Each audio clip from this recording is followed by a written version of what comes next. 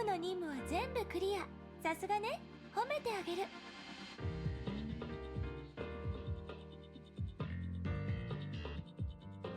Yo, what's going on, everybody? Xanthos Vice here, and we are here with the end of Honkai Impact 3rd Part 1. Hope you guys have a great day. Yo, what's up, bringing up? I'm doing alright. I'm at least awake, so that's something. But yeah, today, guys, I'll be doing my tier list of Honkai Impact 3rd characters from Part 1. Because now that you know that we finally finished all of the main content, who knows, there may be some EX stuff, but it's like at this point I don't really feel like doing it, and I just decided to just start in the game, like just to have Alicia greet us.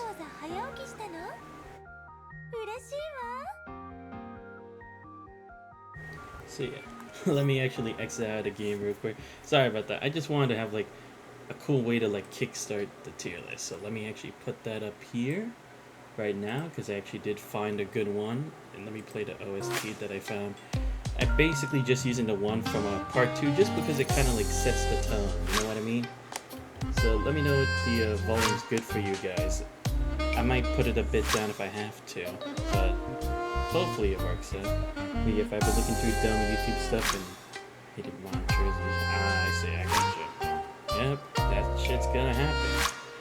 But yeah, let me actually put it a bit down for myself, because it's a bit too loud for me. Let me actually try my other iPod, because usually for some reason it's like my right one is less than the other. Yeah, okay, I'm good with this. Anyway, so yeah, we're gonna start off with the tier list just the way it is, because again, I don't really feel like there's that much left to like go into in depth here. So again, disclaimer, this is only of stuff I've seen in the game. There will be no stuff related to like context from like the manga, the other games, or anything of the such. So just letting you guys know in advance, because I am gonna look at that stuff off stream, but it's just like for the tier, I don't think I would have had enough time to like check all that out and be able to mix that in with my thoughts too. So it's like I'm just kind of leaving it like that. So just letting you guys know in advance for that. Ah, shit, what the hell happened? Sorry about that. It was just what was it?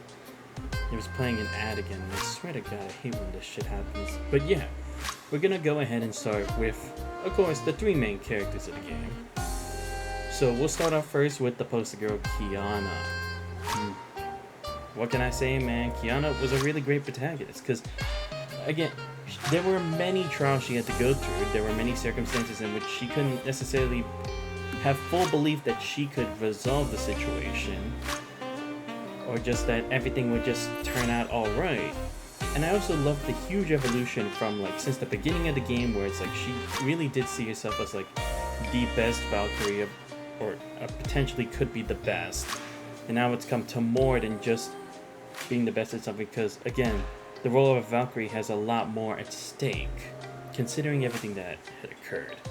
And she's definitely had stages of growth, both because the first instance being when she was alone, after being separated from the group, after everything had happened, when she was the Hersher of the Void, kind of deeming herself unworthy of like any acceptance or help from the gang, and having Fu Hua's Feng Hong down kind of like be her buddy along the way.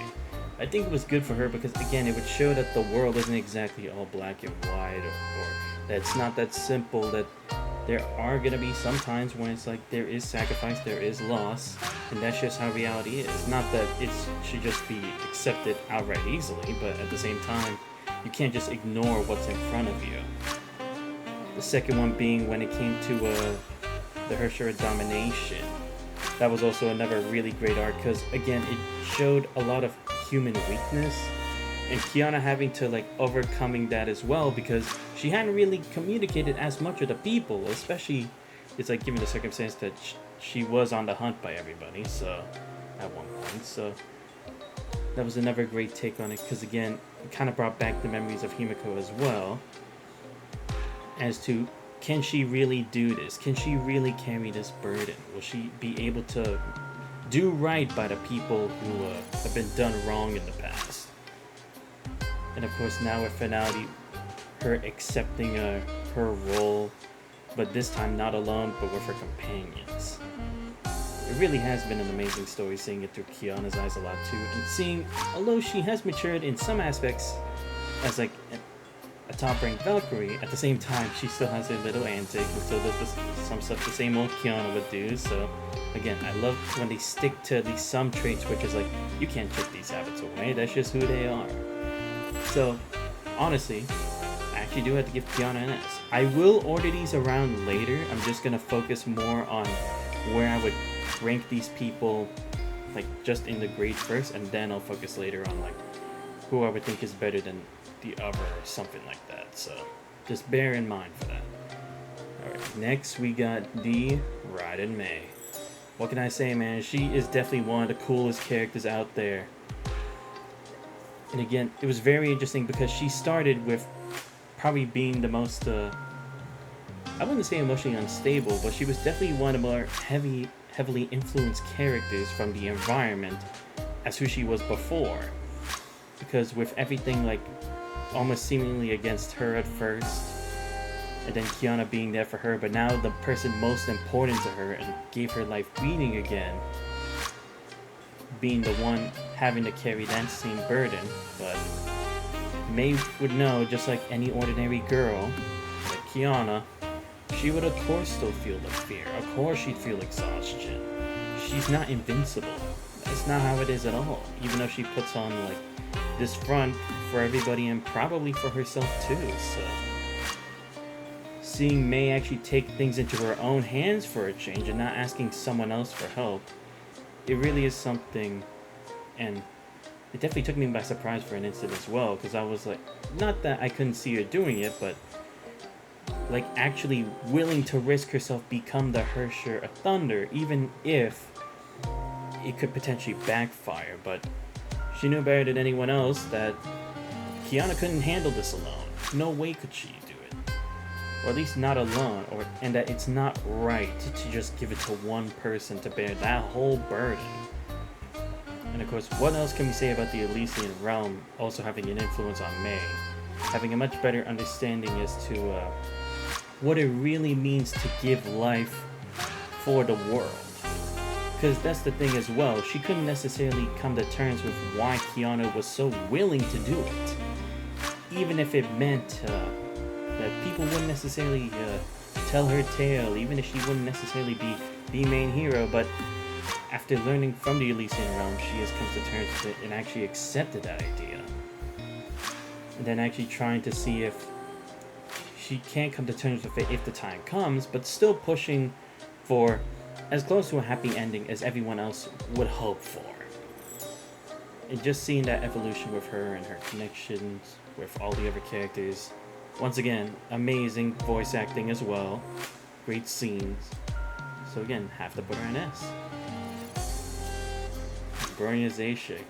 She's definitely also been on a wild ride of her own, let's just say that much, because starting off is just, I wouldn't say like a backseater to all this, but at first kind of seeming like an observer or like a tag along, because it did seem like at first it was mainly focused on like Kiana and Mei, but then seeing how she actually develops into her own character as well, starting with like the whole confrontation with Cocolia.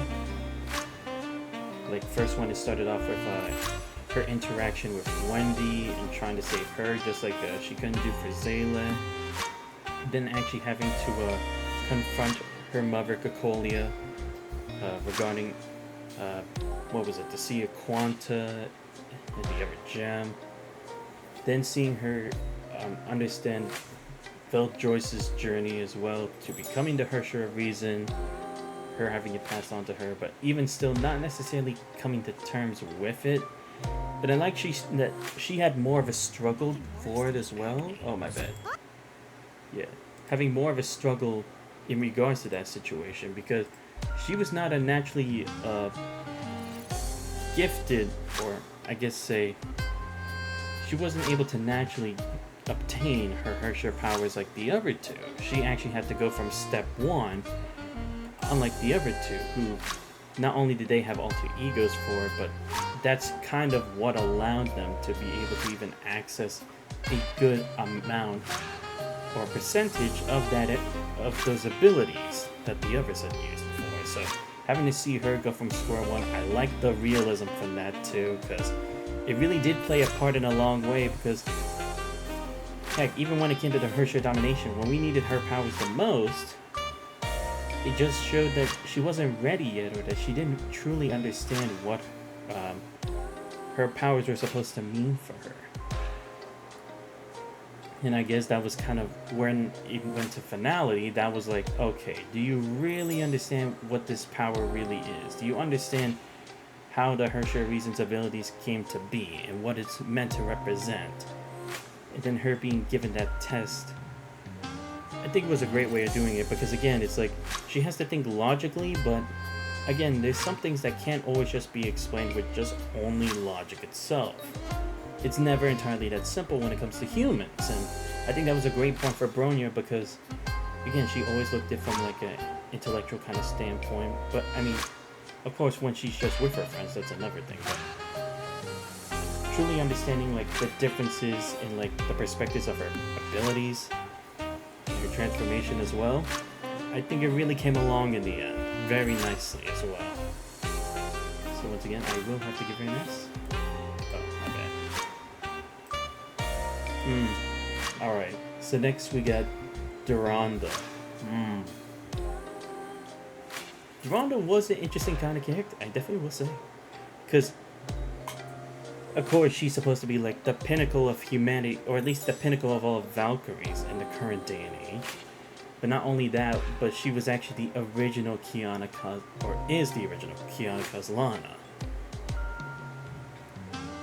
The whole concept of the Kazlana space story, I think, was also really great as well.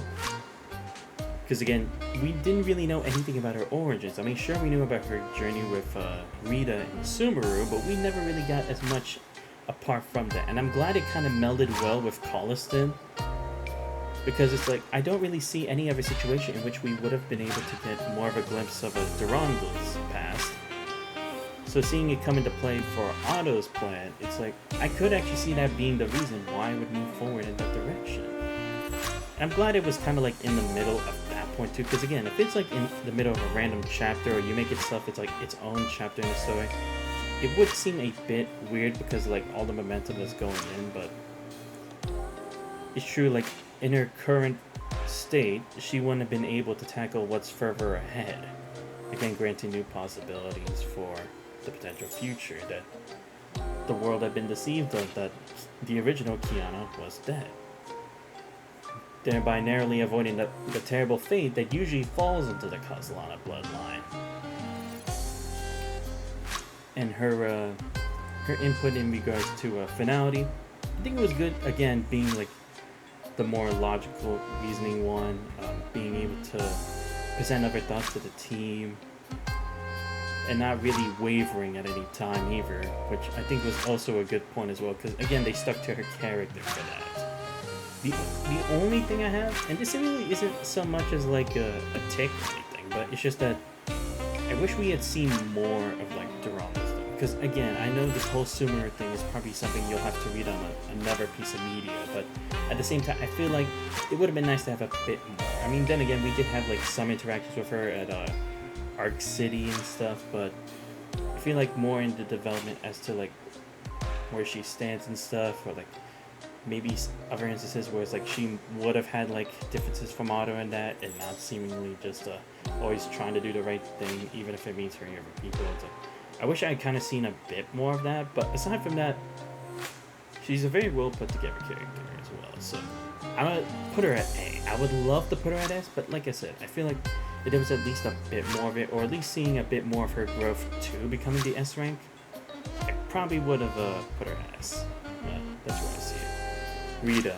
I mean, I do like that she's always about performing her duties first and anything else second. Because like it was revealed she was an assassin of the past, always carrying out duties to the utmost efficiency. Sometimes being friend, sometimes being foe, depending on the circumstances. Again, just follows the same kind of a plot line for like any kind of mercenary, even though that wasn't necessarily what her main goal is in it. But it was definitely a good like taste of fresh air for that. having a bit of a difference here. And although she didn't really take part in finality, she still did have her moments here and there with cooperating with the team. And heck, she actually was against Otto in this point after confronting Bronya and getting her answer. So I'm at least glad we got to see that, and not just like her just being like a complete devout follower of him. So I would at least put her because, again, I feel like maybe the Sumer thing would maybe give me more context for it, but like I said, this is just me based on only my knowledge in the game, nothing else apart from that. So just letting y'all know in advance. Alright, let's see. Like I said, I'm only gonna do it in like the main story stuff. So the other Colin and Sakura I'll put up. Alright, so next up, Zayla. I'll be honest, if it was like just normal Zayla from the story, I would have put B. But damn, did she have like one of the most like huge spike in her character from just separating from 2 arcs. Like, holy shit. Like, that is crazy. Because let's go over what we knew of Zayla so far, like before the stuff with like the Hersher of domination. Just her being oh shit. Another damn ad. I hate this kind of shit sometimes. Sorry guys, I always have to like get rid of that. And why does it keep making the screen black? I swear to. It's just gonna be a thing, isn't it? Okay, my bad. I don't know why it keeps doing that every time. But anyway, yeah. In regards to Zayla, first being the like a really close friend to Bronya from the past who had gone missing after the stigmata went out of control, setting her through space into the Sea of Sea of Quanta, ending up in a bubble universe. It was definitely interesting, like actually seeing like, okay, wow, now we're actually dealing with transferring to different spaces, but it's like after seeing the Hersher avoid like practically making wormholes, it's like, okay, yeah, that actually is believable, because you've seen what happens when it's like Hersher power can get to the next level, even though it's not necessarily Hersher energy at the same time, but like Honkai related stuff, it made sense. And then seeing that she had another personality kind of being born out from that, it's definitely something I wouldn't have expected. Kind of like a, what was it, Hyde and Jekyll kind of situation, but not necessarily as like simple as to describe it that way. Just seeing her always be so dependent of Bronya to be able to get her out of a situation. But even when trying to escape this, she actually tried to take it into her own hands of, instead of being the one who's being rescued, that she would actually be the one to take action for somebody else. And again, that was just only the start of this whole thing. Because then we have that whole part with the her domination going to show more of like her how much all those years just being left alone with Veliona in another world had really built their bond strong, or made it stronger. And then actually having to solve an actual situation like this on her own without being dependent of other people for a change. Even if she knew she would go back eventually, but it was a nice step forward, especially given the height of the situation. And although she did not necessarily play as much part in the finale arc 2, she still did have her contributions with trying to support Bronya in any way she can, and not just leaving herself just stuck in her situation, just only like hoping that Bronya would be there to solve everything. But then Salt Snow Holy City, man. It was very interesting. Really interesting, because again, it really gave a chance for characters who didn't really shine as much in the main story as it did, in another type of setting and a situation similar to what they had gone through, but in a different light, especially with dealing with other universes or realities as well, because that would just shift into what we're going into in like part 2. But again, really got to show that Zayla has grown up into her own person, that she can be independent when she needs to be, and that when she does, or when she doesn't, she does at least have Veliona by her side, but won't always just make that the first answer for everything. She has really grown into her own, like grown out of her shell and become an entirely different person from who we knew from the very beginning. And I really love those kinds of characters who they can grow over time and they actually have to at least find a way themselves instead of always having to be the heavily relying on someone else to solve these problems. 'Cause that is technically the easy way out, but that is just a form of escapism. But of how slowly but surely she made her way there. So I would also have to give Zayla an S too. Because again, like I said, Salt Snow Holy City definitely carried her. It really did a great job of showing how her growth has finally made the point where she can actually walk side by side with everyone else, who she sees as like oh so talented. Veliona, right? Or I guess as most of the community addresses her as, because otherwise just calling her Zayla as well would be a bit strange at times. But yeah, Veliona, another, or the other half of Zayla, I guess I should say. It was nice actually seeing her have her growth and kind of questioning whether she should be a part of Zayla or become her own individual. Because that was the kind of thing that Domination was trying to play at. Because honestly, I did kind of think, like, usually in these normal kind of situations where people have like a dark side or a hidden personality that's evil, they would usually take the road and just trying to be themselves and just trying to but disaster for always being like trapped on another side or something. But their relationship was different compared to I guess you could say in other cases. And I like seeing that Veliona wasn't really going to be that same kind of character who would just be like plain evil just for the sake of being it, or just only become that dark side of her and nothing else. But that there always has been an attachment even from the very beginning when she had formed in Zayla's consciousness since way back then, even when they were kids. So seeing that actually slowly but effectively show that Zayla is an important part of her life and that she actually couldn't live without her, it was really nice to actually see that from this kind of situation. Not to mention, even in Salt Snow Holy City, it was another opportunity where it was like, how would Veliona be as an individual person herself if given the opportunity?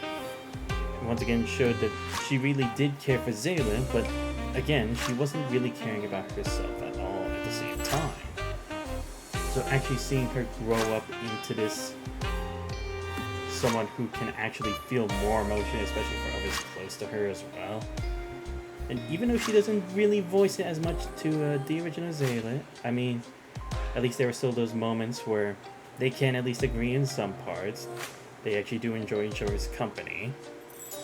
And that now that she's finally her own person, she can actually like really spend as much of the joyous moments with Zayla in real life, aside from just like always being in the mind or just imagining it as it would be. So I would definitely give her an A. Like I said, I'll rearrange stuff later, but for now this is where I'll just I'm just gonna put her in the grade for now. Himiko, man. Captain Himiko Murata, man. I don't know what to say. Like, she has and always will be one of my favorite characters all time. Because again, she was just supposed to be like this kind of like captain who like, not necessarily by the books, but not necessarily lazy or anything to that effect, but she had always at least tried to give some time for the three main girls to at least be their own selves, be normal girls for some instances when they're in St. Freya. And of course seeing her contribution to not only her team, willing to risk everything, even when the Herrscher of Voids, Siren, had taken possession of Kiana's body, she still chose not to actually slay them, because knowing that it would kill Kiana in the process. So that resolve to like go through all of that just really goes to show how much she really cared about Kiana and how she really saw her as like a disciple for her. And heck, even who she actually could call family, even with Kiana always calling her Aunt Himiko. And again, what happened with the Hershey domination, Kiana having to move aside, even whether it's a projection of how Kiana always imagines Himiko, or if it actually was her spirit after Kiana's confrontation with Siren. I really loved how they played with it, because again, it was also kind of one of her doubts too. It's that if she couldn't save one friend or someone important to her, how can she guarantee that she'll be able to do it this time the right way, and that she won't mess up? And it's that you can't be certain of it, but it's better to try and even potentially fail than to just give up there and not even try at all. I guess you could say, in a sense, it's kind of like her passing her will of fire of sorts to Kiana. It's just like, it's like every time when it came to, from like the Hershey to Void Point onward, it was always an emotional roller coaster for me when it came to Himiko. So she's obviously S for me. Like, you cannot tell me otherwise. Like, again, people can have their own opinion, but for me, Himiko will always be one of my favorite. And of course, why I have her figure in my room at all times, including the box itself. But yeah, Himiko was definitely a real one. Definitely a real teacher who would do anything to make sure her students were prepared for the real world. Alright, so next, we got Fuhua, the pioneer for over 50,000 years. Damn. If I could not say this girl has suffered too much, that would be an understatement. She has gone through hell itself and back, time and time again, no matter what cycle it was. I mean, let's start with everything we know from the previous age. Just her being this quiet, timid girl who couldn't even really break out of her shell of just being like a martial artist, but still didn't really know how to communicate with others. Having a friend and then losing that very same friend later on because of the Honkai incident, or one of them anyway. Then seeing her kind of a dependence on her like teacher figure who looked like Himiko in the previous age. And kind of seeing how even then she was always like just performing her duty, always just trying to eliminate all Honkai. It's what you expect from a kind of situation that they were put in, so. But even her interactions in the Elysian Realms, like, she at least still was willing to believe in her comrades who had fought with her side by side, even if it was like an AI version of her. But it did still reflect kind of like on what Fuhua could have potentially had become later on. Now then, if we talk about everything that happened later on, it's like, damn. She has really gone through a whole lot. Because I also did like that one bit where even when she still kept the same mindset of she has to eliminate Hershey's. They are the enemy. They cannot be reasoned with. Which is understandable because, again, given their situation, aside from Alicia, it was impossible to do that with any of the other ones in the previous age. But the fact that Himiko had the same, or at least some of the qualities as her former teacher, she was still willing to believe in that same belief, and giving at least her a chance to actually prove her wrong, that Hershey's aren't all they're made out to be. They're not always of evil intent, or even the people behind them aren't always going to be bound by it and unsavable. There is always the chance. So actually seeing Fuhua have like that one moment of weakness, I was surprised. I really was. I did not think she was going to do it. I thought for sure she would have just hunted her down. But then it's like, now Otto had betrayed her as well at that point for like trying to stop that as well, because after learning that this was all like the whole point from Otto, actually trying to make sure it didn't have to be that way if it was manufactured by someone else. But even still getting betrayed by Otto, it's like, damn, couldn't be any lower than that. But then we go through the whole arc with her and the Hershey Sentience after, seeing that she actually has dealt with too many goodbyes, too many betrayals over the course of her practically unendless lifespan. time and time again, it just never ended up well. And heck, even like with Sentience trying to pretend to be her, or trying to be like a better version of her, there were still at least some people who still believed in the current Fuhua, that it wasn't wrong for her to stay behind here, that she didn't make the wrong decision in continuing this path for the Flame Chasers. And again, a really great point from Kiana as well, that it doesn't have to be that way, that it isn't over, it doesn't have to be that way. And then of course seeing her interactions with her Sentience as well, because in the instance of Dominate, or whenever the other situation was, that even with her current abilities at the moment, she did not have enough power. She actually had to come to terms and actually ask help from a Hersher, which is astounding because of after everything that she had gone through. You would think she would never go through it, but because her friends were in danger, because she needed to help people, because she wanted to from the bottom of her heart, she was willing to throw away her pride, throw away that mindset, and actually ask for help from Sentience, who was practically always trying to be the real Fuhua.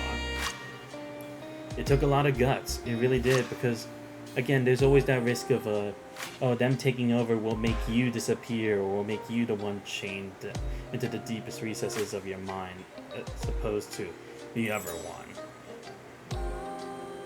And then seeing her actually try to confront Kevin on her own when it came to finality, and even if that didn't work out, she still wanted to at least help the current generation out of that predicament, shows that she really has come to trust these girls now, even though it's like, well, if we couldn't do it, why couldn't you do it? Although she didn't say it, it's like, that's probably why she decided to go to Kevin. It's like she wanted to see, could she have done it with her own hands without them having to worry about it? And even though that wasn't the case, at least we got to see that she was still always doing this for her friends.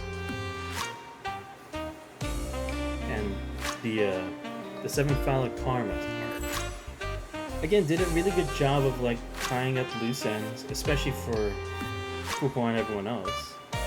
Not to mention seeing how Fuhua has become now with everything she has learned, everything she has experienced, what it would be like moving forward, and once again seeing how much she could really do on her own without always having to rely on Feng Wang Down or Sentience, but just her as her human self, or as human as can be.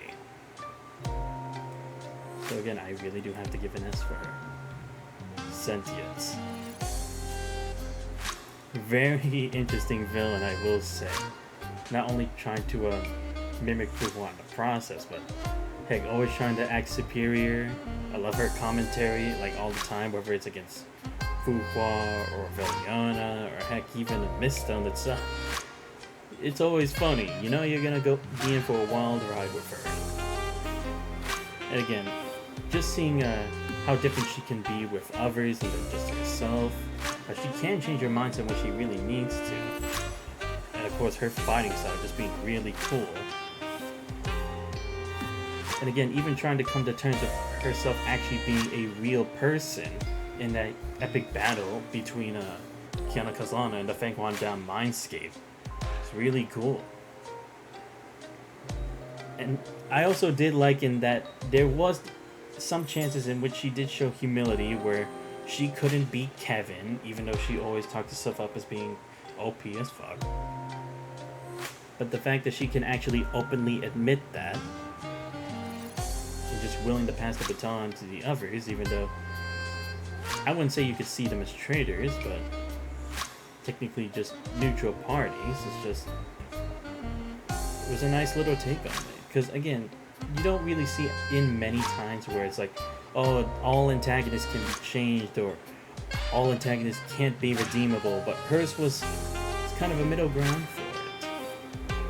Because again, she hadn't done anything in the process by that point in time, so it's not like you could really call her like that much of a villain compared to like some of the other ones we've come across along the way, so yeah. Definitely give Hershey Sentience an A, without a doubt. Alright, next up, Teresa. Yep. I kind of don't really know how to go much for Teresa, because, I mean, I will admit, I did love her evolution as well for, of the course, because it's like, even though she's supposed to be the headmaster of Saint Freya, the potential next overseer of, Shixel, she still didn't really accomplish everything that she thought she could have done, even with this kind of position, because she wasn't able to save Himiko. Her students had broken up. Her academy is now against her. But still seeing her evolution and trying to actually continue on with it. Even like if it's partially because she saw Kiana's family because of all the things that had happened before. It was still nice to see that she wasn't willing to give that up yet, because again, if it's in the case of a school, you wouldn't really see a lot of instances, at least in the points of fiction, that they would be willing to go that far, even putting their life on the line and risking it all for just someone else's kids. You really wouldn't see that. And again, this is just point of fiction. I'm not going to say that's guaranteed reality, but seeing her go that far, especially in Colliston with Auto Apocalypse being her actual one and only family, it was a good arc. But again, I will kind of say, I am kind of disappointed she didn't have much to do with finality, or even in a good portion of the story. But again, she was at least trying to stay level-headed as she could, try to be as in much control as possible, and trying to understand from both sides what was really important and how they should get the job done. Yeah, I would have to give her. I can't decide between A or B. I guess I'll put B, but like I said, now for Amber, it's kind of really hard to give it for Amber because she wasn't really all that much included in the story as much. I mean, I get that she was supposed to be like a reproduction of Colin Caslana herself, albeit not having the actual personality as the original, but even so, seeing her kind of just stick to being the Shixel Overseer's secretary or assistant, at least seeing her stay following through that was something. But again, did not really see much from that, so I will actually have to give her a C, unfortunately. And again, like I said, who knows, maybe she has more stuff going on outside the main story, but again, this is just from what I've seen, so don't take it too far from this. Auto Apocalypse, I love that he just stayed evil to the very end. Well, I guess not necessarily stayed evil, but that he was always like doing it for himself. And that's one thing I really love from villains, is that they can kind of stick true to their beliefs. They don't care how like the other situation is. They don't give a damn about any of those other sorts of circumstances. It's just they are willing to go that far. They're willing to put everything on the line. Heck, even like manipulate the world itself and the system to actually get what they desire. And even though he did die in the end, he did accomplish his goal of saving Colin Caslana. And again, he really was a good kind of villain as well, because he did mastermind things to go in a certain direction. Because again, it was one of those where, although he didn't necessarily get the ending he necessarily needed, at least at times, he did meet at least one of the main end goals that he needed. Like for, like he had said before, when it came to after partying with Fuhua, it was that he needed a confrontation between the Herrscher of the Void and someone close to them. Whether it was gonna be Bronya, Mei, or Himiko, it didn't really matter, but that still came to fruition at the very end anyway. Then pushing her to her limits, continuing with his own plans, interfering with everybody else. And then his whole plan in Colliston, I have to say, it really was unbelievable. Like, him actually gaining access to the imaginary tree, being able to obtain powers from the Herrscher, or obtain powers equal to that, or at least similar to that, of the Herrscher of Binding. It's really something, man. And still pretending to be the bad guy, or not pretending, but still playing the bad guy all the way till the very end.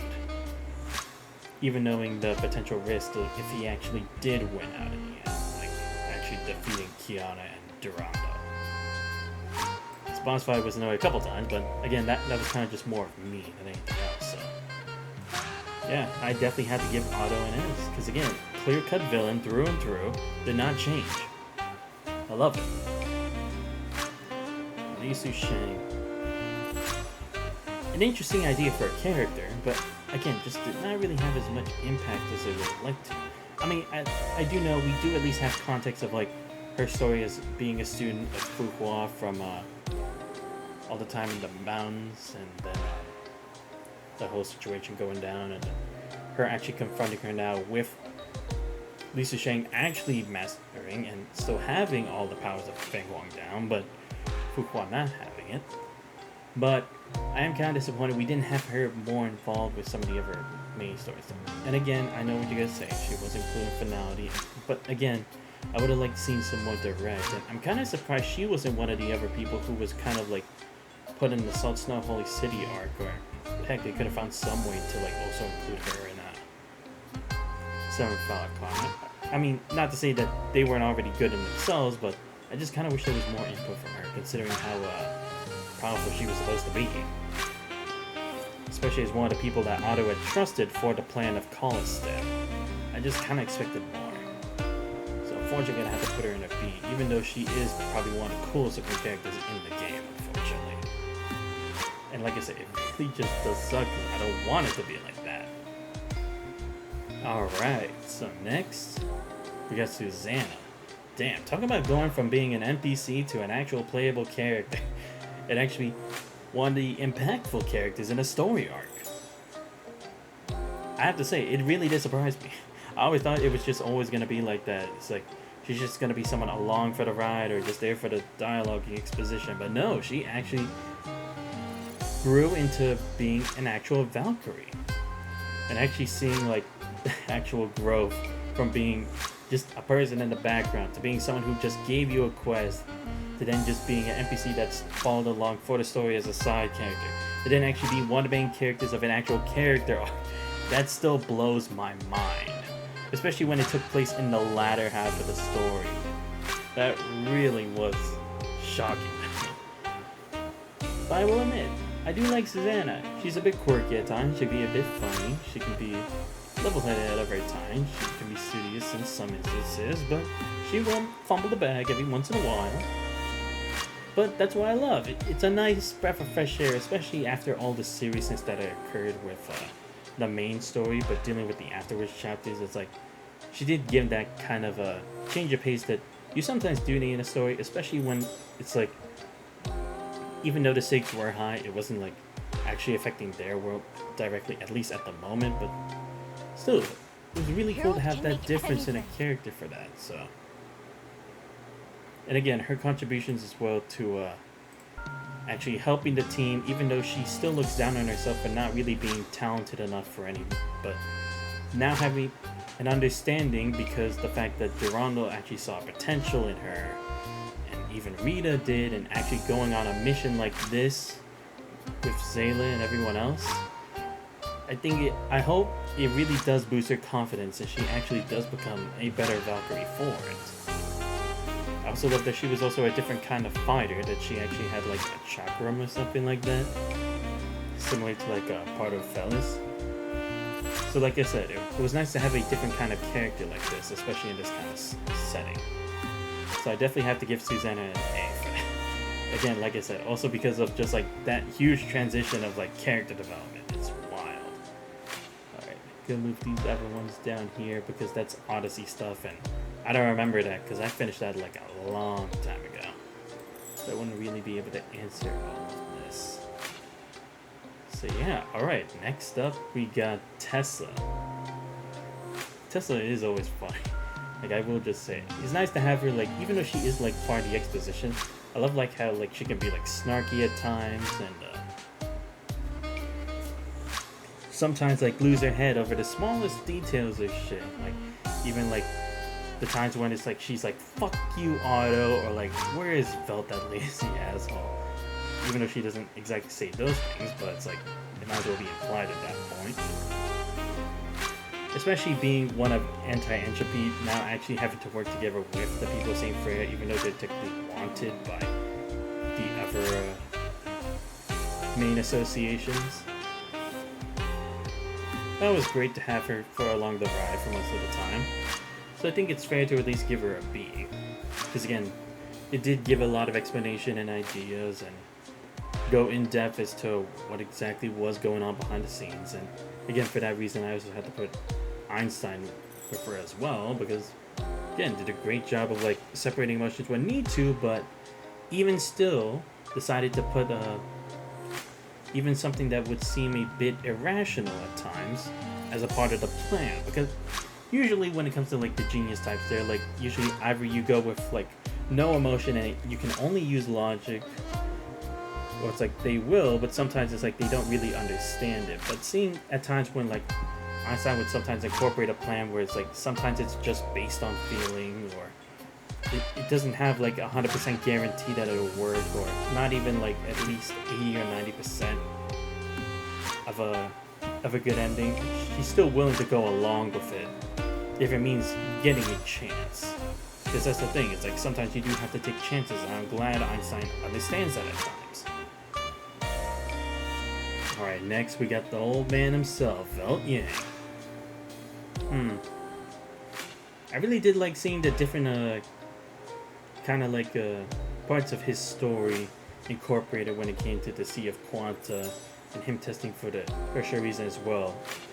And I'm kind of glad that he actually did pass the baton over, because again, it's like he knew he couldn't really solve anything on his own, because if he couldn't handle the main issue with the Sea of Quanta, he couldn't really see himself as a Herrscher capable for what's to come next.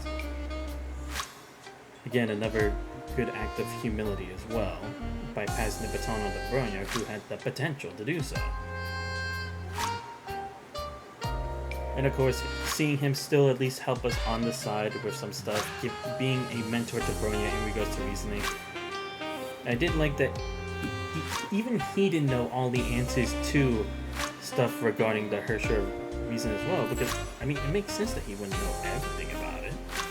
Heck, it wasn't even his to begin with. It started with being for the original Veld Joyce, and then just being passed down through time for that very reason. So, really nice actually seeing someone who didn't really come to terms with it, or not really coming to terms, but someone who didn't really understand their power, but still trying to do the best he can to give advice of what he has learned, what he has experienced. It was kind of interesting to see that sometimes Bronya would even have to tell him instances of things that would happen with her power that even Velt didn't know, with some secrets behind it. So I'll have to give Velt an A for that. The original Veld Joyce.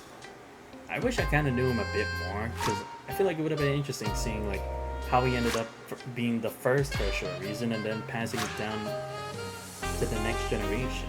I kind of wish I had more of that, but I mean, I can come to understand, because again, it was just the power he was given, but it wouldn't necessarily be like the cure-all that you would expect it to be. But like I said, not really enough context for me, at least directly, to actually see it as much, so we'll have to give a C here. Cocolia, damn. Mother who had just strayed too far from the original path, I will say. Like, goddamn. Another, like, I love how at least she was like the type of crazy as villain who was like, she will literally just cast anyone aside to get what she wants, to do whatever she wants, even if it means like there are major consequences to that for others. But it's, again, it's another situation where it's like, as long as I get what I want, I don't give a damn. And again, it's like she still did care for the girls some way or another, in regards to, at least to Rosalia and Lilia. The relationship with Bronya being complicated even until the very end. I did like that, because I mean, it really would be hard to kind of forgive like all the other stuff that Cocolia had done, especially with offing Wendy for the gem. So So even though she did have those instances, she still was at least a decent villain. So I would give her a B. Yeah, it didn't stick around too much, but still unique in its own way. Prometheus. Or number 17, however you want to address her. Definitely an enigma, but a unique kind of anomaly in the whole situation, because again, if my understanding of the whole thing is correct in regards to this, she's from the previous age and was then transported to a bubble universe for the reasoning that they would enter another bubble universe, but one set like in a similar time period to the previous age. I like that it only started out with her being like kind of like the last key from the past to be given to the future, and then actually seeing her trying to use all of her experiences, all of the logic she had gotten from the previous age into the current one regarding finality and socializing. I am kind of disappointed that they didn't kind of go through the route as to like explaining why she looks like Bronya or why Bronya is like kind of similar to her, but again, it just kind of is what it is. But still, also seeing her relationship with Miststone was pretty funny at times. But sometimes her having to be serious and always having to think more about the bigger picture more than Miststone, who just did it on her own whims. So yeah, I'll give her a B, but probably high B. Again, I'll organize everything else later, but that's first later. Miststone Shariak. Damn. Again, another unique stigmata situation as well, because I mean, she was initially Cecilia Shariak's stigmata and then living, but in doing so would take life in the process. Again, seeing like her being like the one to test Bronya, it really was an interesting thing, because she had also known Bronya's mother from before all of this, to see like, has she grown up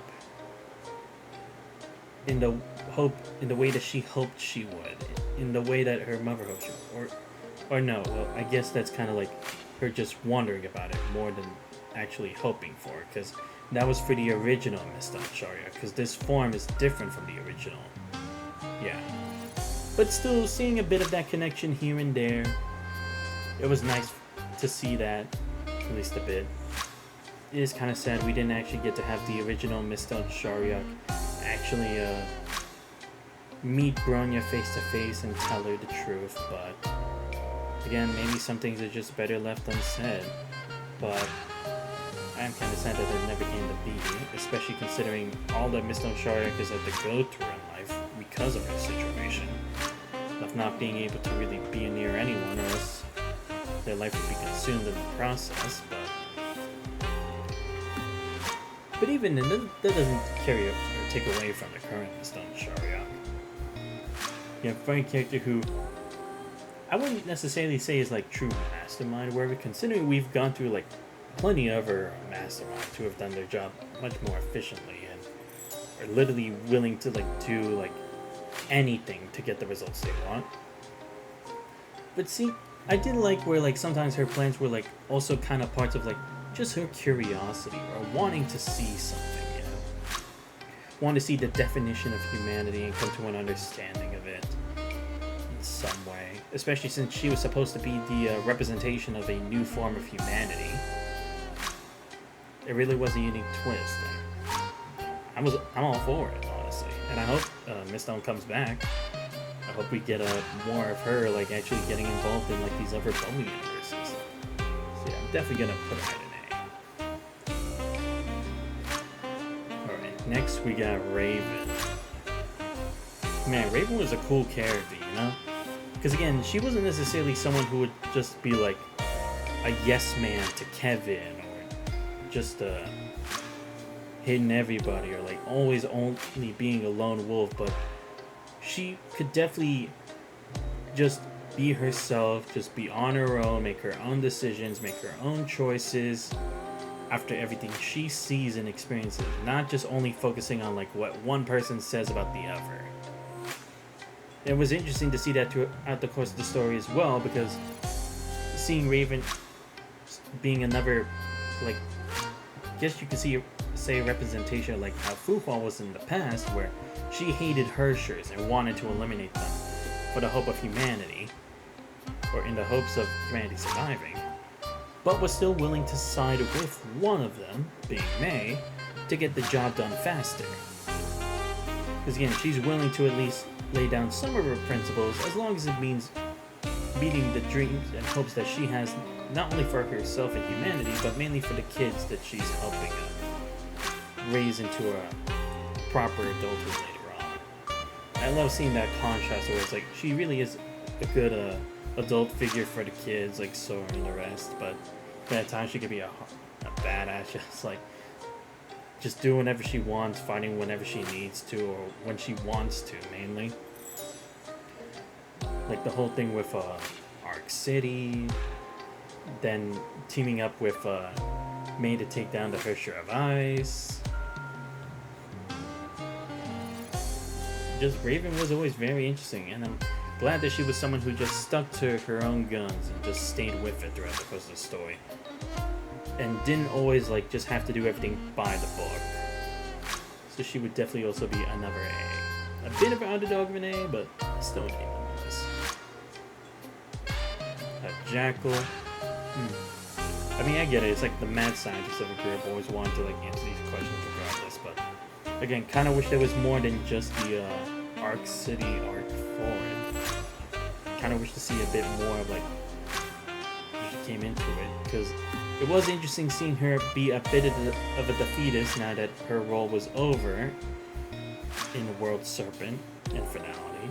But I don't know, I kind of expected more from her. I expected her to be more than like what Cocolia was, so for that reason I had to put her in the same one. And Grey Serpent. Man, this dude would just like always come back to life no matter what, just like Otto. He doesn't know how to stay dead. But hopefully, we're done with him. He doesn't come back.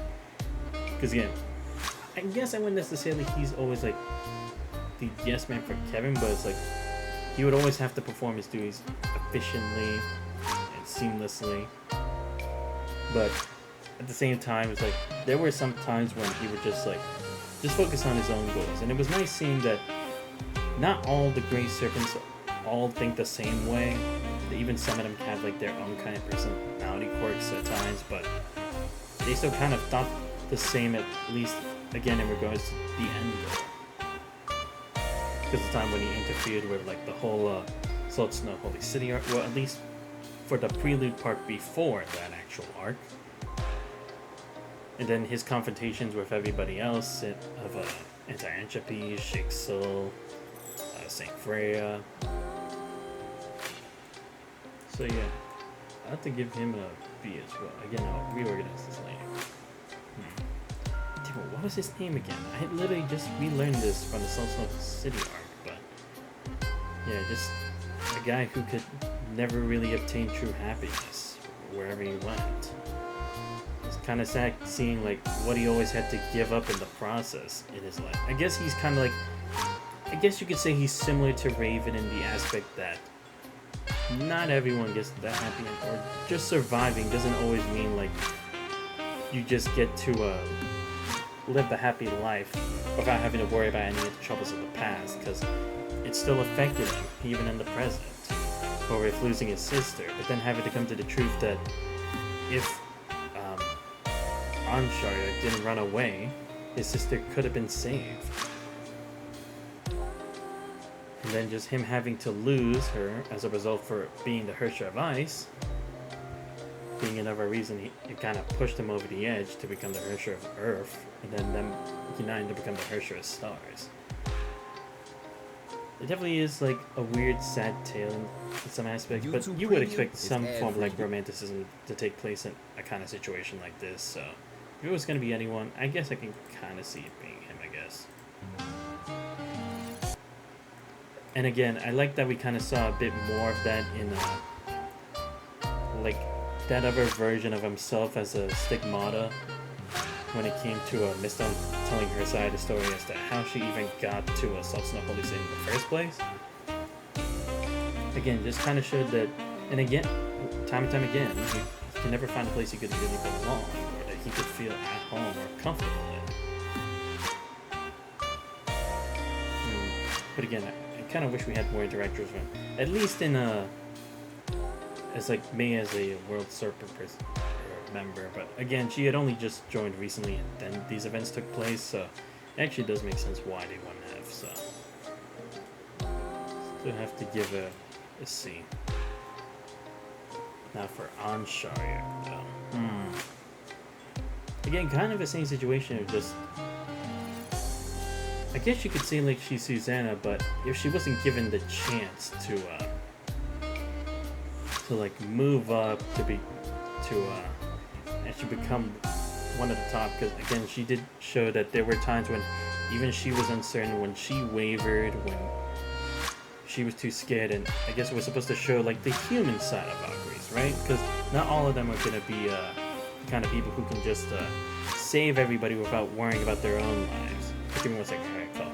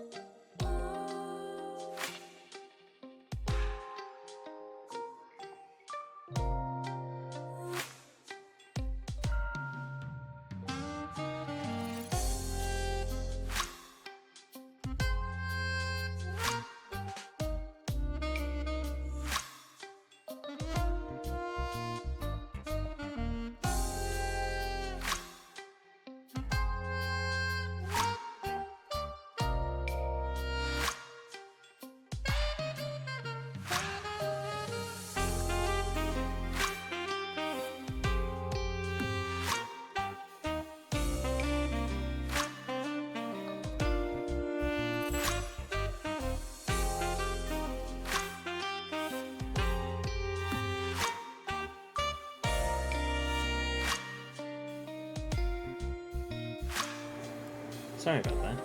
Just finished the call.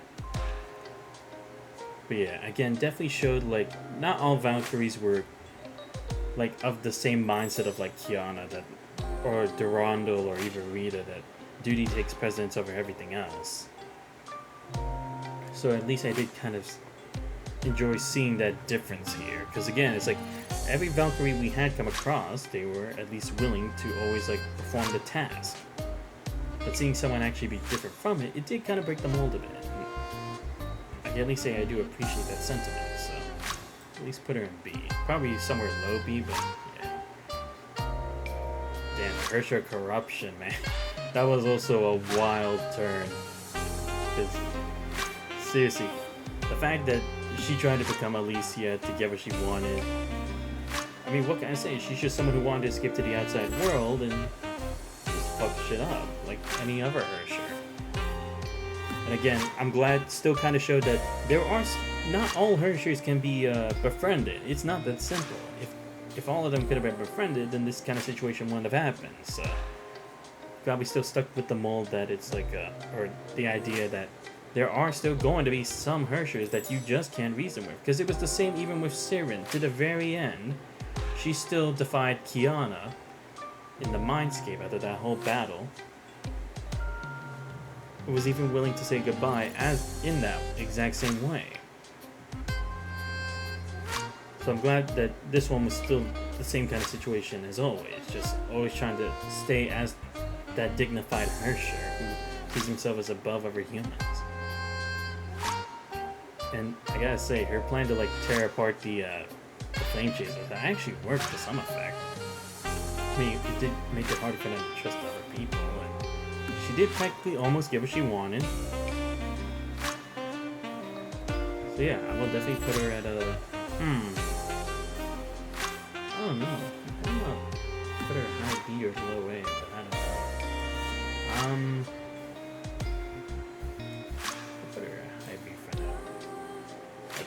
Now, Dr. May. Right. I mean, again, always insightful. But again, from the way it's like people had, or some people have been talking about her, she seemed like always like the cold and calculated kind of person. And you could actually see that from like some of the interactions like that she's had with Kevin Castellana in the past, in the previous age. And even when we met her in the Bubble universe, she was willing to hide some truths from other people. Because, again, as long as it met the expected need that humanity would survive, then that's all that matters.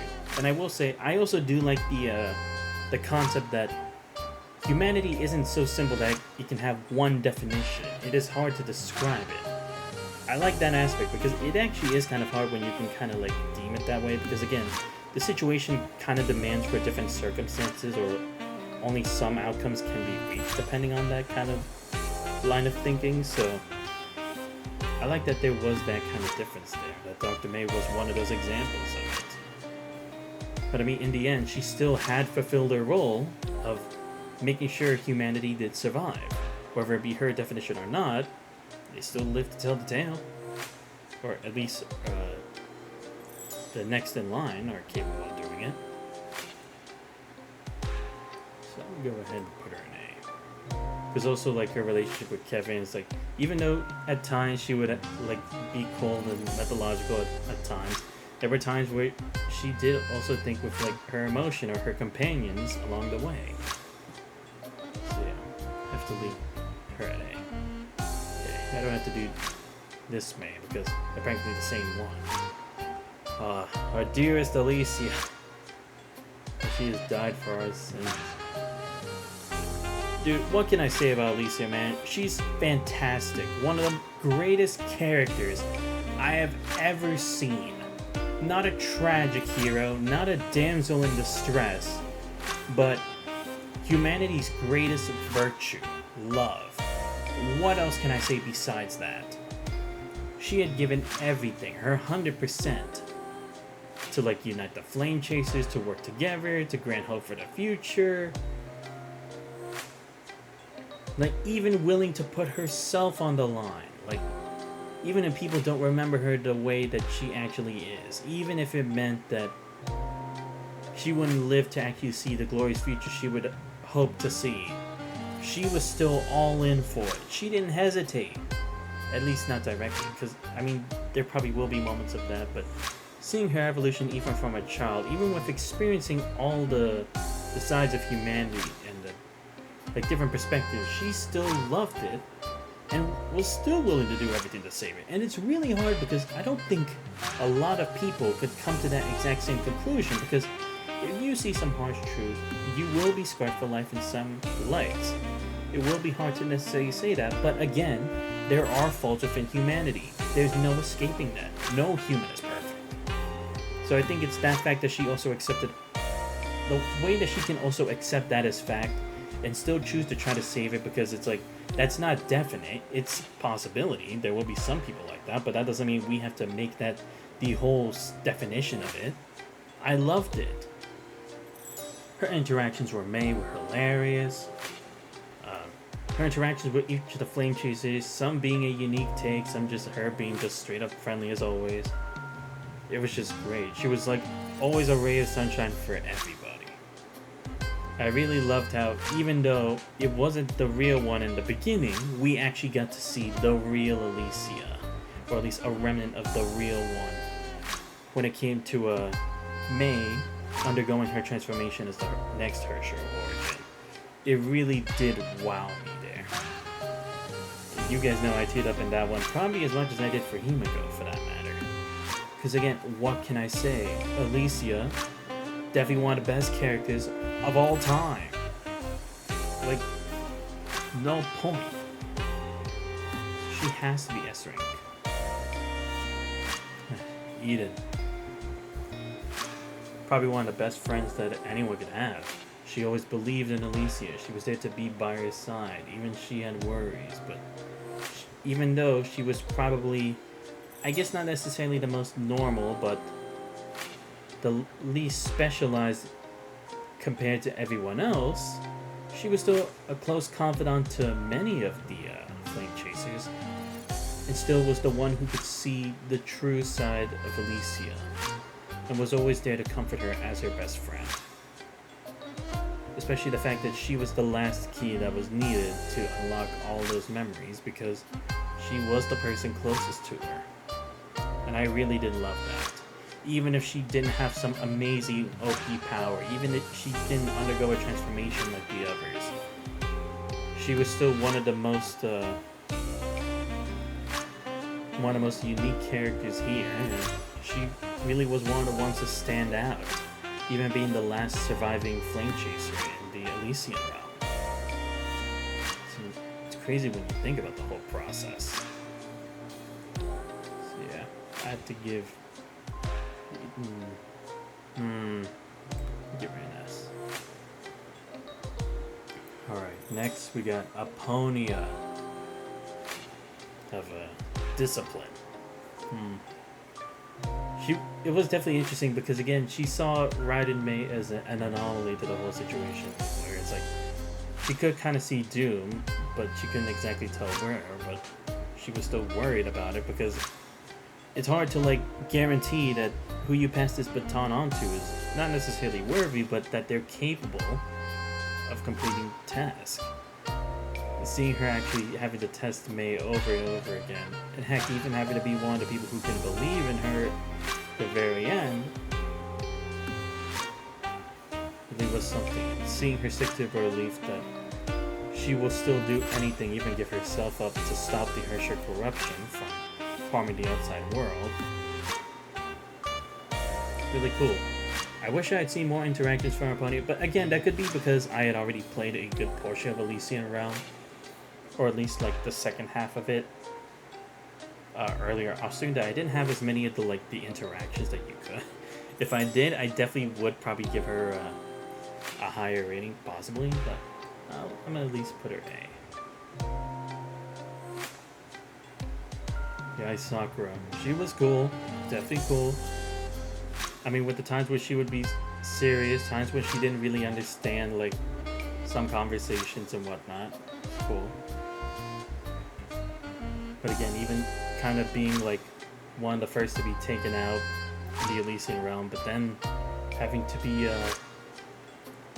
reconstructed by Sue's data, really goes to show how much trust they really had in her. And the fact that she never knew about what came of Alicia, kind of disheartening, but again, that's just kind of how this thing is going to roll.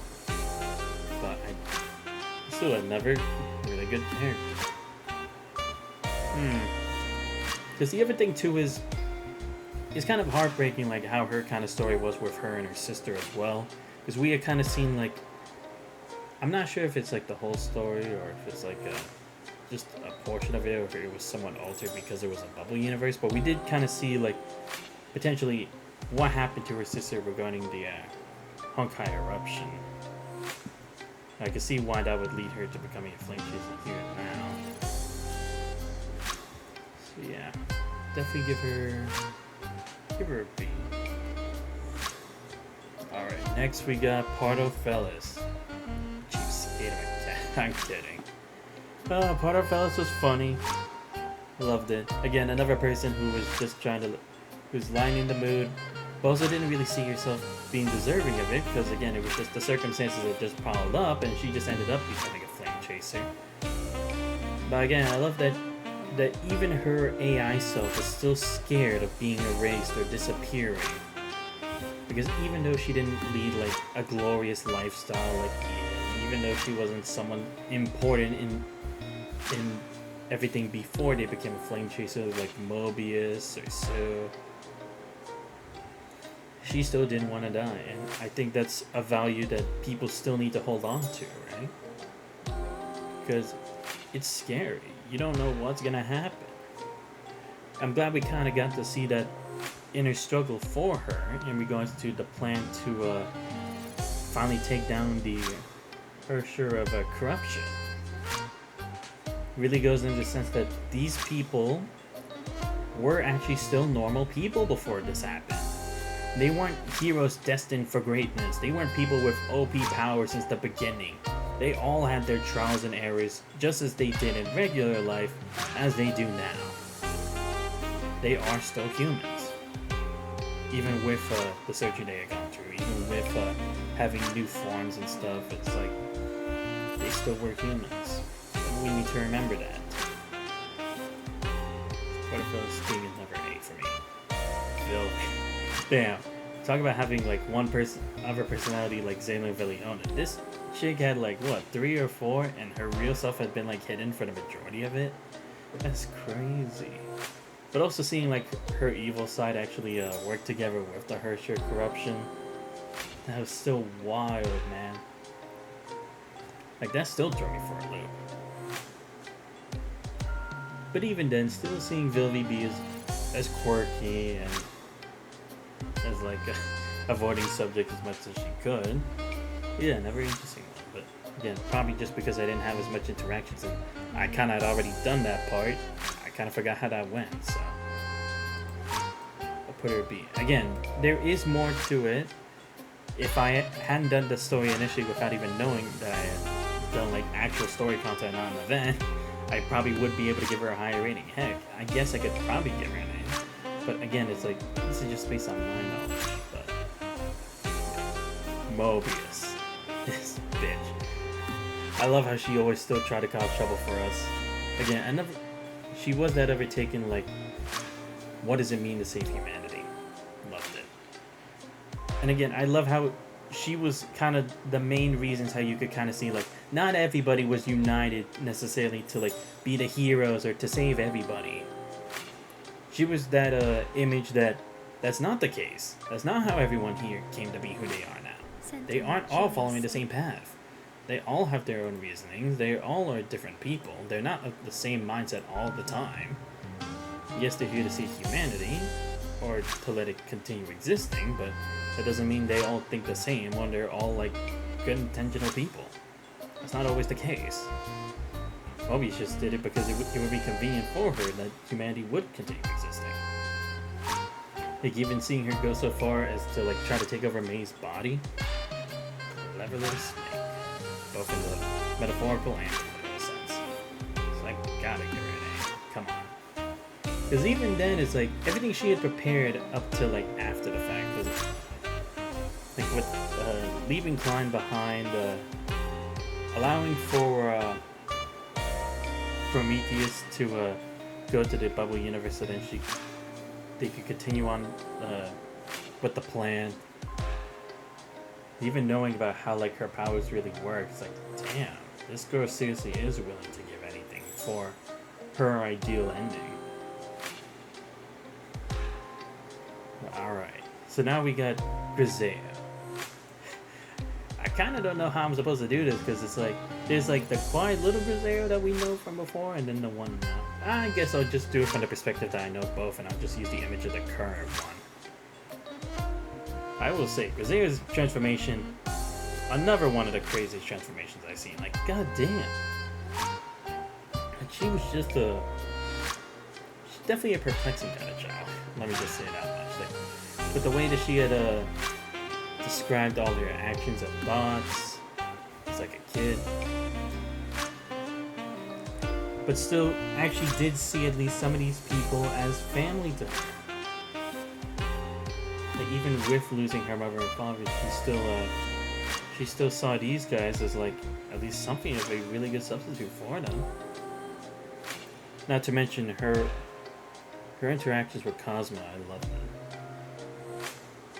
Like that was also some of the less entertaining stuff that I saw. And even at the end, from Grisea AI to like actually stick together with Cosmo to the very end. Damn. That also stuck a chord with me, man. Like, seriously? You're actually willing to go out of your way for it. It was very sweet. It really was. It really just showed how much Cosmo really meant to her. Now, you know what? I will do a super characters, because again, this is like AI Grisea, and then it's like current Grisea in reality. Yeah, I will give this Grisea an A. If it was just like on the normal stuff, would have been B. But after all that stuff what happened with the Hersher corruption, A. Alright, now we focus on current day Grisea, present Grisea. Damn, seriously, what a step up she's had. Like, after all her experiences, now it's like she'll actually be put to the test. Has everything she learned from back then been for naught? Or will it actually develop her into a true hero or warrior for humanity? And she has definitely grown up into it. Again, both metaphorically and literally. Because, again, based on like AI Griseo, it was kind of hard to tell that she actually did have like a lot of the feelings that you could see, apart from those other moments with the other flame chases. But actually seeing her step up, actually seeing times where she got angry at Vita for hiding the truth, or sometimes being saddened for the fate of other people, and taking on responsibilities that you would think would be too much for the original one, or the previous age compared to now. It really was great that we had that whole arc, and even though she wasn't there for the whole arc, we still got to see like, yeah, she actually not only learned something, it's like now she can actually experience these feelings like everyone else does. She isn't just the prodigy child that she was back then. She's one of us. I really did love that. And again, I wish she had been involved in at least a bit more of like the action forward. You know what I mean. Like compared to Fuwan, but again, still good enough that it really did warrant something. So. Oh shit, accidentally pressed the wrong thing. A or S? Trying to think.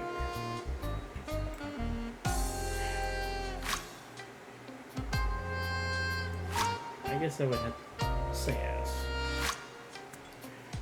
Kevin Kozlana. The tragic hero. I will say, this man did not have it easy. I mean, I know what people will say. People say, God damn it, man, why can't you just like stop, or why couldn't you just let it go? But it's like, he had to continue to roll. He had to do what he had to, because otherwise the plan to save humanity would not have worked. Because let's put it this way, if Kevin was not existent in the plot after the stuff in the previous age, we would not have been able to develop a lot of these characters to the current point that they are now. Like, May would not have been the Hersher of Thunder. Hell, she wouldn't have been like the Hersher of Origin or learned the stuff from the Elysian realm. He wouldn't have brought a Mr. Shariak on board with them to test Bronya to become the Hersher of Truth.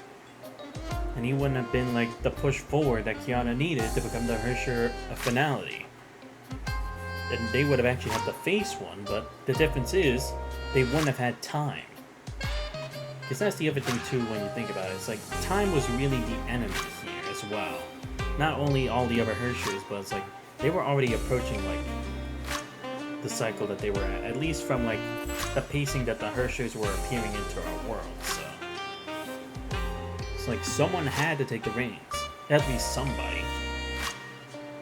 And it's like when you think about like everyone's what they had to do for the plan or the project, what they had to do afterward, and then some people who just couldn't make it to the next part. It's like only Kevin could have done it, because again, he was the leader. Everyone had their hopes on him, and he had to live up to it. And that's the tragic thing about heroes too, which is it's the reality. You can't save everybody. Heroes won't always get the happy ending. It won't always be as they want it to be. No matter how much power they have, they can't always do the impossible. That's just a fact. I'm glad with Kevin, at least he was able to show that to Kiana. And she was able to prove to Kevin, even if that is the case, she'll still keep pushing forward.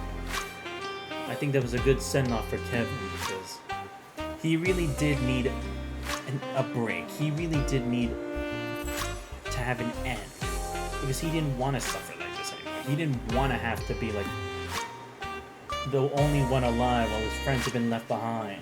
Or that now they're free or no longer confined by the horrors of reality. Here he is still having to face it all alone. I mean, think about it. This dude had to do it for so long. Because, like, sure, he had a bit of time with Sue, Fuhua, and Griseo, but that still meant they had to leave all the others behind. And it's like once he's separated from them, it's like it's only him and himself, no one else. And then he has to like carry all that burden because he knows it's the only way they could have gotten it done. Although it wasn't the safest way, although it wasn't the most guaranteed, it's like it still posed a possibility. And possibilities mean everything to people who have nothing. It's like the saying where it's like, if you're not given a second chance, you'll never know how things could have turned out. You know? Like, maybe it could have been different if it wasn't your bad day, if you had an extra day to relax, if you had, you know? It's like that kind of insinuation. I think Kevin really played his role the right way in it, to me. So yeah, I have to give him this. Because again, he was the villain that humanity needed. So, what can I say? Man's a loyal friend through and through. Even when he had passed in reality, his spirit still helped us along the way in Sevenfold Karma. Or I guess in phosphorus, I guess you could say. And not to mention, it's like he had to undergo like a project for Luca, which I'll have to research later, but again, that's just aside from the point. But still, seeing as he was the psychic, and even though he always did his best to try to be there, again, it was just someone who had some unfortunate circumstances. Especially seeing him having to see that Dr. May wasn't going to make it along with the rest of them. So, damn. Again, I wish I could have seen like some of that stuff here in the game, but again, I get it. It's like the pacing. We're already at like 42 chapters. Yeah. I'm gonna put him at A. Because again, it's like there was still more that he kind of left for us, even if it wasn't directly. And heck, even AI Sue gave up his own life so then he could reconstruct Sakura for an opportunity for May to escape. Kalpas, the son of a bitch. Again, who I think is like this world's version of the Trailblazer. But again, I love this guy because again, he was also someone who he had tried to do the right thing, but things just didn't go his way. He tried to help a whole bunch of people regarding the Honkai eruption, and because of one instance, all of that little piece that he had with those people collapsed. So I could see that rage. Like, it actually makes sense why you would have that, because it really does show that for him, he was just that kind of humanity who could be pushed over the edge by losing that little piece they had. It may not have been much, it may not have been everything they wanted, but it was still something to them. It still meant something to him. And heck, even him saying that May wasn't ready for like the true darkness or like the true evils of reality. I like that because again, you need someone to give you that wake-up call that it's not as simple as you think it is. It's not that easy. You don't really understand what's going on here. Someone needs to give that kind of wake-up slap to the face. And he did that the right way. So I really have to give Kalpas S2. Alright. Next, Cosmo.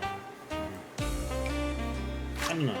I kind of wish I could have seen more from them. Again, probably more I could have gotten from like interactions in the Elixir realm. But what I had gone through, I like that he was also like the caretaker for Gazeo as well, because it's like someone needed to be there by her side. Kevin couldn't really do it all the time, being that he was the leader. Like some of the others had their own responsibilities, but he was still there to do it, and he tried to also maintain like whatever little piece they had as well. So yeah, I'll put him in here as well. Klein. Little Klein. What can I say? She may have been weird at times.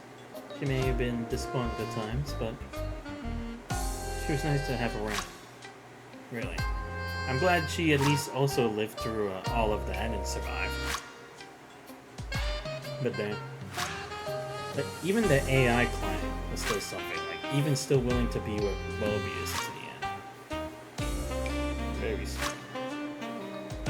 And heck, even if Klein knew that she was gonna be erased, she still wanted to like put her hopes on the same thing that these guys had hopes for, so that she was one of them. Really cool. So another A character. All right. Next we'll go for Siren.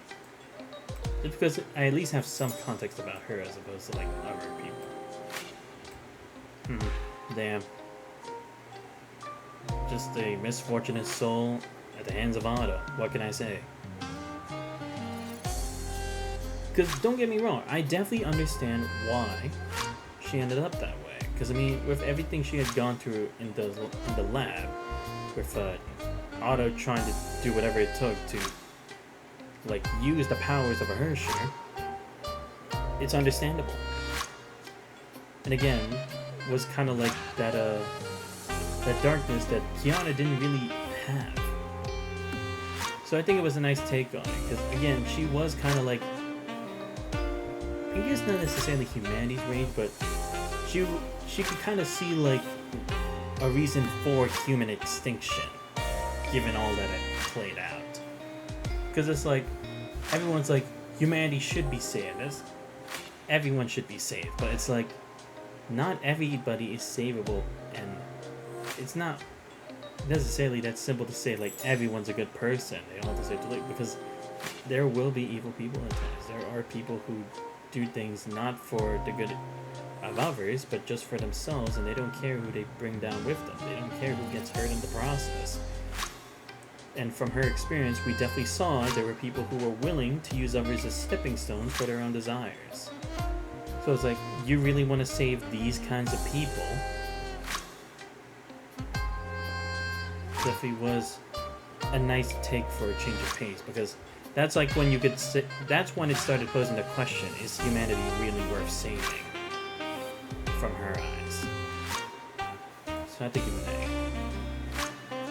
Hersher Void, I would just kind of give the same for Siren as well, because heck, they practically are the same person, just Kiana's body. Cecilia Sharia. It was good to actually get a better understanding, and even if it was from Mistone's perspective, I'm glad to have an understanding as to how she was before, or the type of person she was before, especially when meeting Otto, but then how she had grown more human and more attached because of Siegfried's presence. As a result, I actually saw that there can be some form of happiness found here. It doesn't just have to be saving lives and stuff like that. Again, it was unfortunate that she had to die in the process of the Honkai eruption, but yeah, she was a good mover through and through. Did what was best to make sure Kiana could live, or at least clone Kiana. But if you put her being Siegfried, yeah. I'm glad it wasn't like he lost everything. I mean, it was the sense that he kind of did, because he had to separate from Kiana. He didn't know the truth about his real daughter, or I guess the first Kiana. He had lost his wife too. I kind of am curious as to like what exactly were the circumstances that led him to be trapped on the moon, or in the Casalana space. I wish we could have kind of like seen that a bit more as to like how it ended up that way.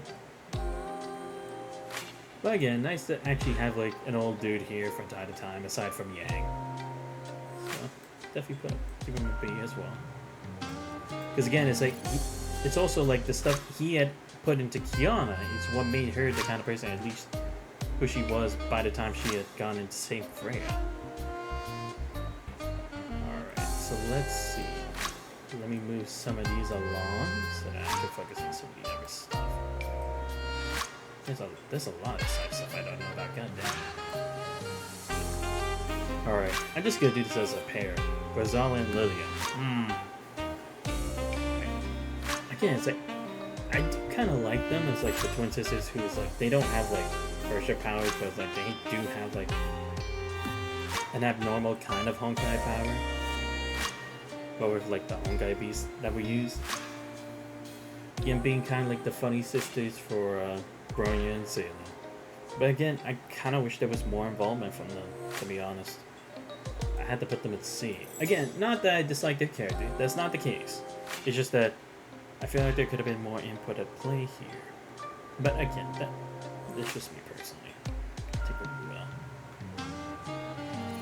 But again, seeing their attachment to Kokoli is like, it was kind of like a symbol of that.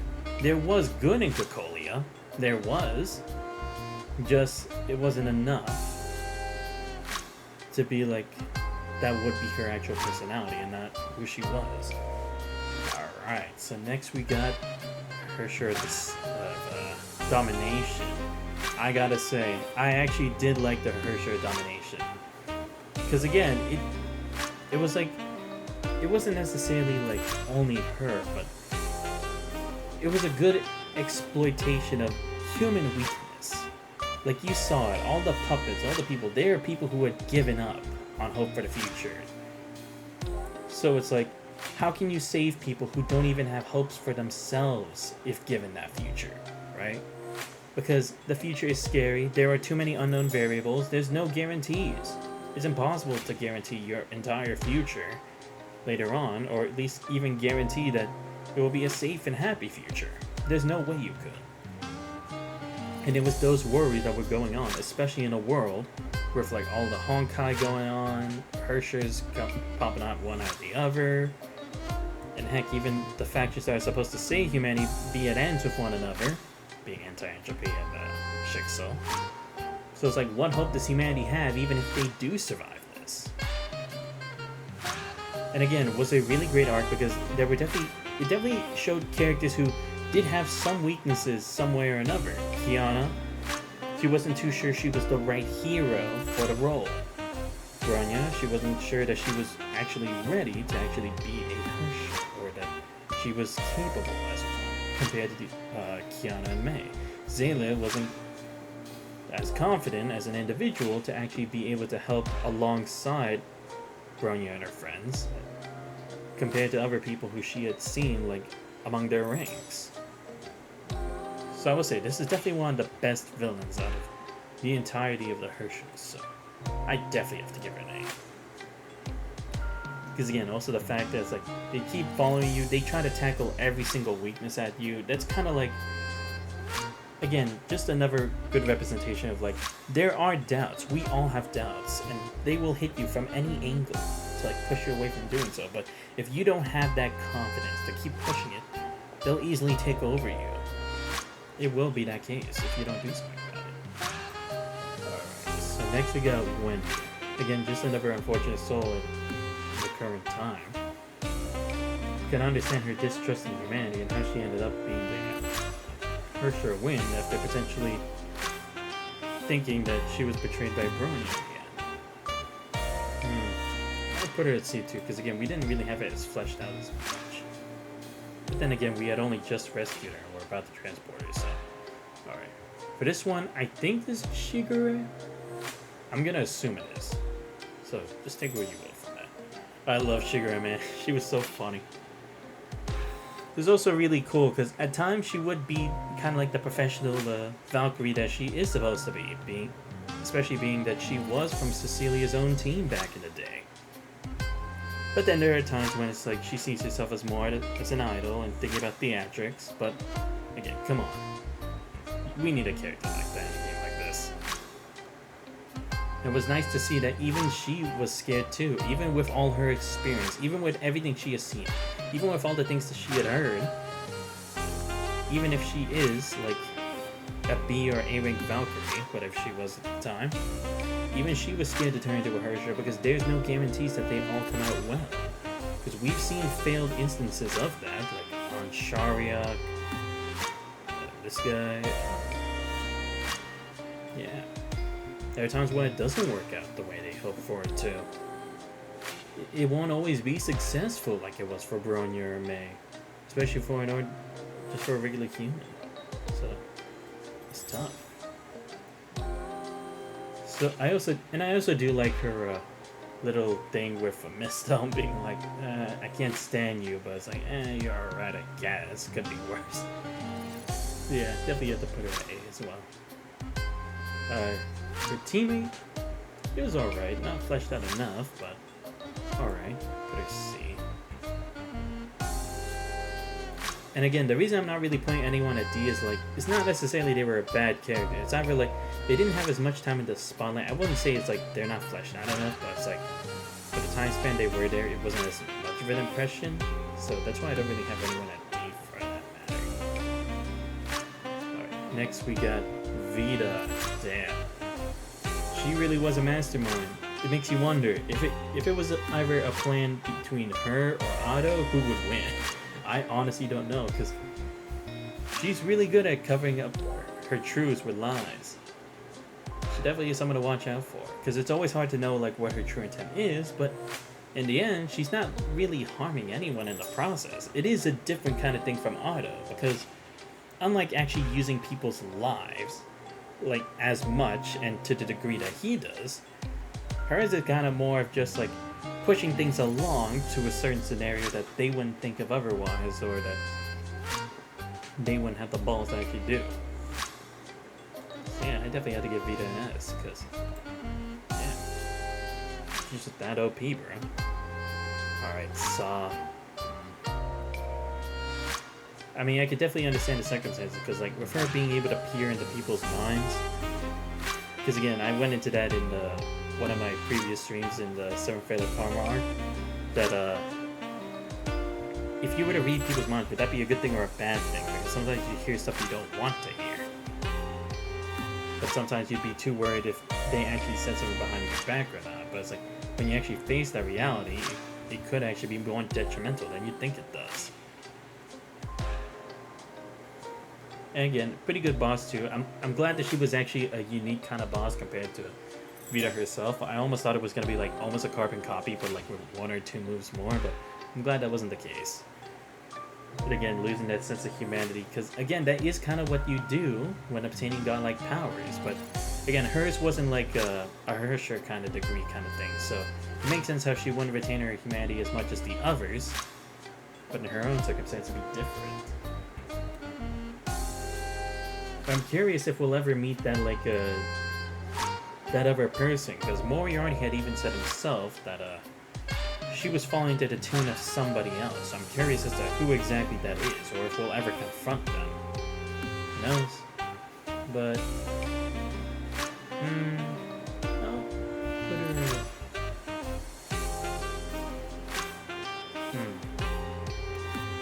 I kind of also want to put her at A, because she was also able to like use Griseo's gene bank and everyone else as well, so it's like she actually did have the knowledge for a good amount of this stuff anyway. Alright, Moriarty. Damn. Even though he was a clone of Otto, he definitely was not the same. He definitely was one for theatrics.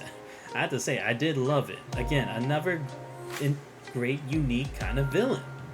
It's what this game needs to keep doing. Give me different kinds of villains.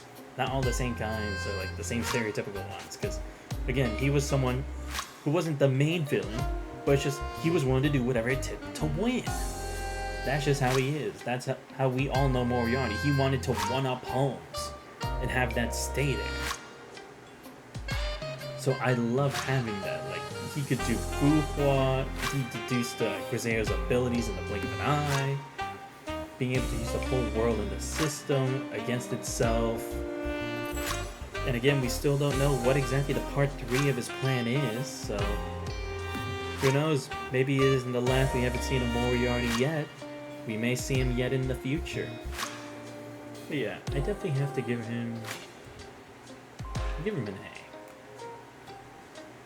Just because it's like, unlike Otto, who's like spanned for a good number of chapters, this was just for this one arc, but again, that doesn't take away from like how bad or how good of a villain he was. Alright, next we have Lambda, the storyteller for our story.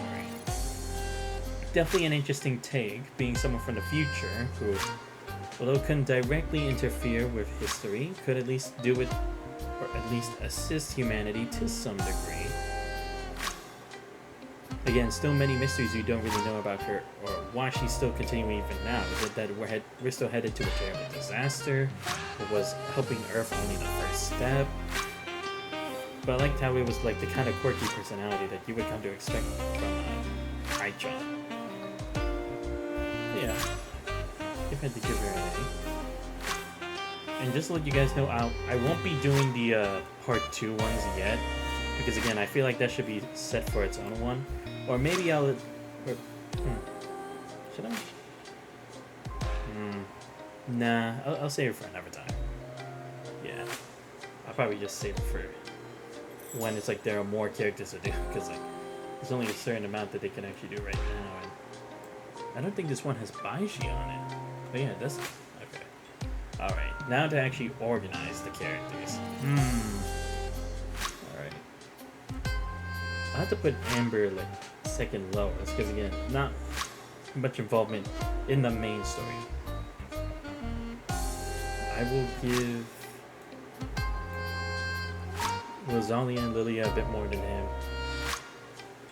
But Bell George still at least has more, because again, like, he is the foundation of the power to Herrscher reason. Alright, I'm going from B. Let's see, who would I say is the lowest B?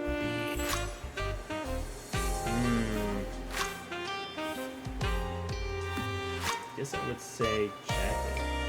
Because again, even being the mad scientist type, it's like, we met a real over-the-top mad scientist being Mobius, so it's like, there's practically nothing compared to that.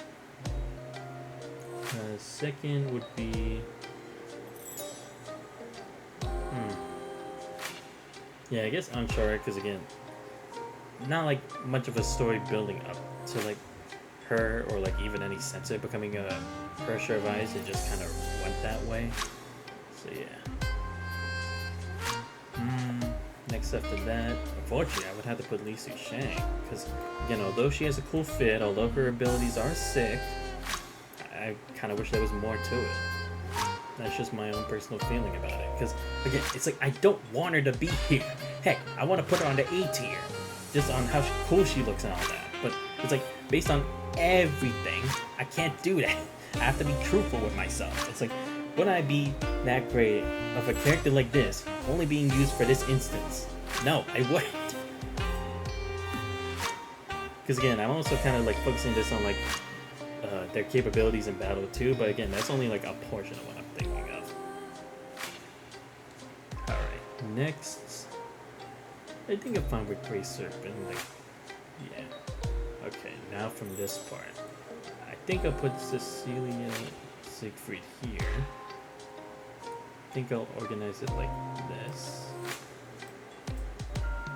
Yeah, okay. Now for the top of B.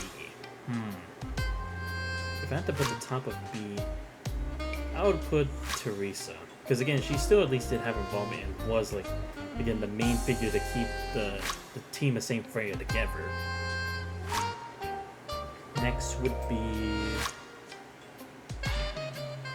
I have to go to Prometheus next, because again, not only with finality, but the Salt Snow Holy City arc, like she did have a lot to contribute. And again, it's like when you think of like how from the previous age she was another person sent from there to help in current time, it's pretty unique. Alright, next, where would I put Rita? I think I put her right here. She's not that bad or it's not that she isn't fleshed out, but again, she could have had more involvement in the main plot of the story overall, especially in like significant parts of the story. Herrscher Corruption. Yeah, I put her here because again, she's more like just a copycat of Alicia, but it's more spiteful. Then I think for Sakura and Vilvi, I'm fine with this. Yeah. Alright, now for the A tier. I would have to put Cosmo here. Yeah, because again, Lambda was more like just a storyteller for this, rather than anything else. Let's see. Put Klein down here. Let's see. Next, Grisea. Yeah, say a bit more than Cosmo, less than Climb. Okay, next. I think Saw's fine here, especially since even though she was supposed to be like the main villain, she wasn't directly involved as much because she was mainly just viewing from the side. Even if she was like the person who had made the foundation of the current world that the Vitas resided. Put Sue. No, I'll put Sue above because he did have more contribution overall here than Shigeru did.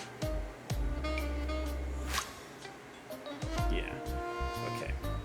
Next. Let's see. How do I do this part? I think the Hersha.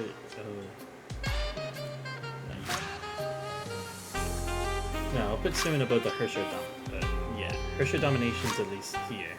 I see Siren a bit better because she actually did have more direct confrontations with Kiana in their mind over anything else, so definitely helped flesh them out more. Mobius, I would probably put over both of them, but I would put Aponia lower than Pardafelis.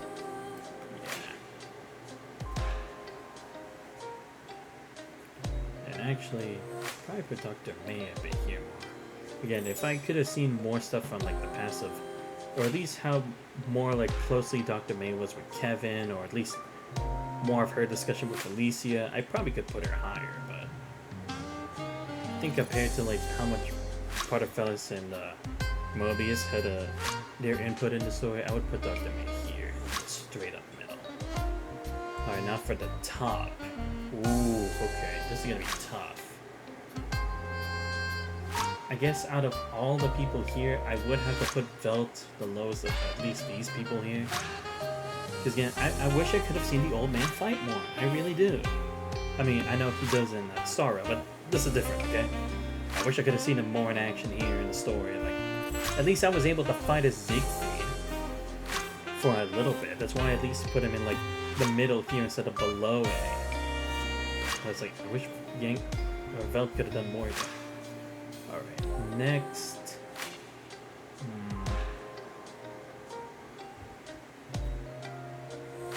I would have to say Susanna next, because although she did have a really good character development in Salt Snow Holy City, it was over just one arc.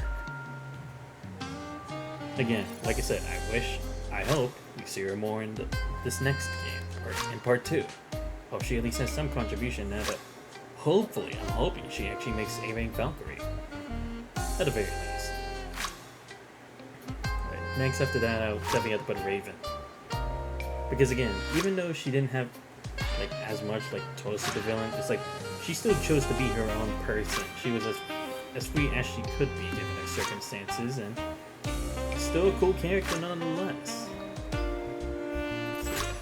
Then after this, I would have to say...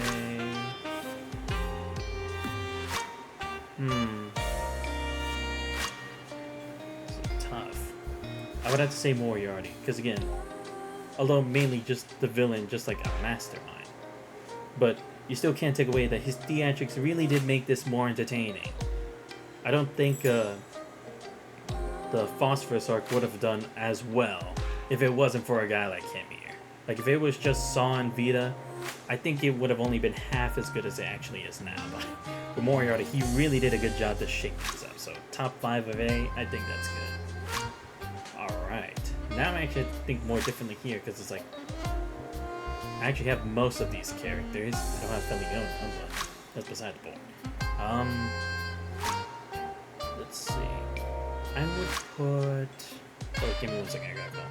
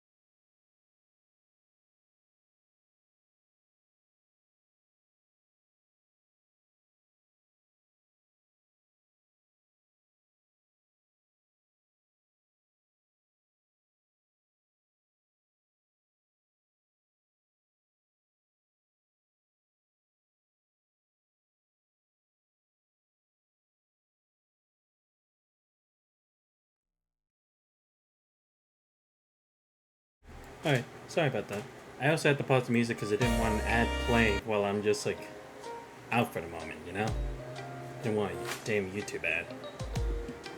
Alright, where were we? Oh, right. In regards to these four, I think I have to put Durandal next. And look, don't get me wrong. Don't get me wrong here. I love that she actually is the original Kiana Kazlana. I love that she's actually not only a different type of fighter compared to those of the Kazlana bloodline, like Colin, Siegfried, or Kiana. Or at least our Kiana.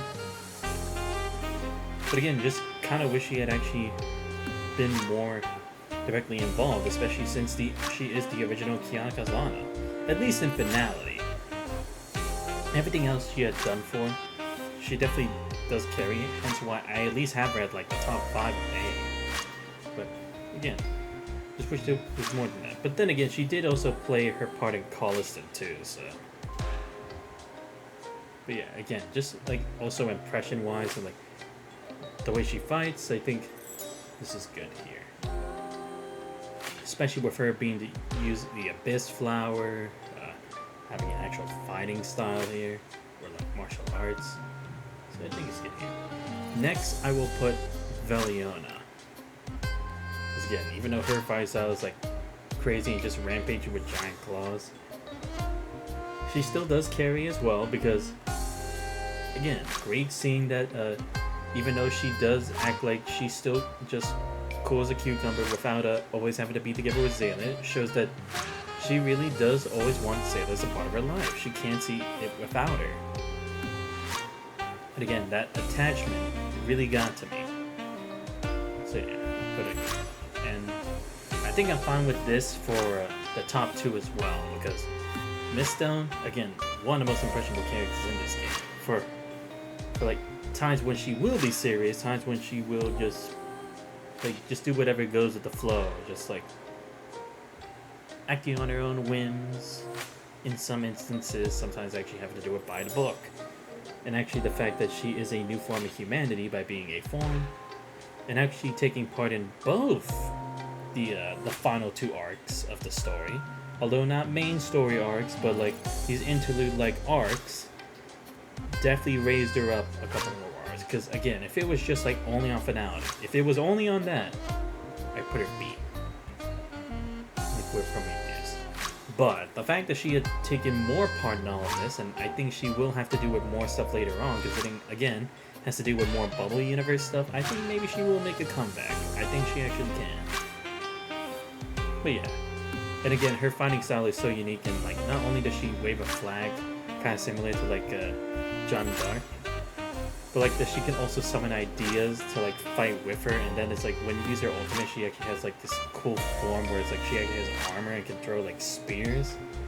It's like, come on, that transition from when it's like she's just like the leader of like a charge, and then to like actually being the enforcer of that charge itself, it's like, come on, it's so cool. And of course, have to have Hershey's Sentience at top of A rank, because I mean, come on. You seen her fighting abilities? Seen what she could do in her story arc? And then it's like us as actually getting to fight as her in Salt Snow Holy City. And again, her interaction with Fu Hua, her being a unique kind of Hersher compared to the others. Not too evil, not too good, not too much of just being the same person as the original individual. I think it was a great perspective of creating this character. So yeah, I would say Sentience, definitely top of A. Now, for the S rank. This ain't gonna be easy. It really isn't.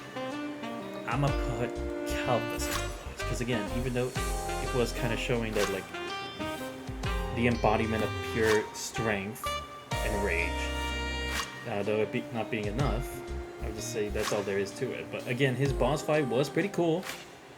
I love it. But yeah, we'll put him here. Next, I have to put Griseo next. Or Adult Griseo. Because again, this is just the current point in time that she is now. It only took part in like half, or like I guess 2/3 of one arc. So it's like, again, she did leave a really good impression on me. I did love her development, but it's like compared to a lot of these other ones, I think this is good area. Because I mean, she does still at least have some accolades from her previous endeavors in the previous age, but current age, there's still potential for more. And again, I do also love her style of like her pen actually being a lightsaber at times, but I thought her ultimate would like have a mix of art and stuff rather than just like a giant meteor and cutting it in half. Not to say that isn't cool, but I kind of thought there would at least be some more like tribute to her original self, or her previous self, I guess. So yeah, that's what I would put here. Next, I would put. I go with Eden next. Because again, even though she is a good friend of Alicia, she has been probably her best friend. And how she was able to survive that long to the very end in the Elysian realm. Again, did not actually take part as much in the physical part, but again, she wasn't the most naturally gifted at fighting compared to a lot of the other ones like Fu Hua, Mobius, Kevin, Sue. But still showed she was worth being a member. And again, still also love her dual pistols, but seeing the synchronization with music, it was kind of weird at first, but now I'm used to it. So yeah, that's why we put it. Next, I would say this is tough. I'm trying to think.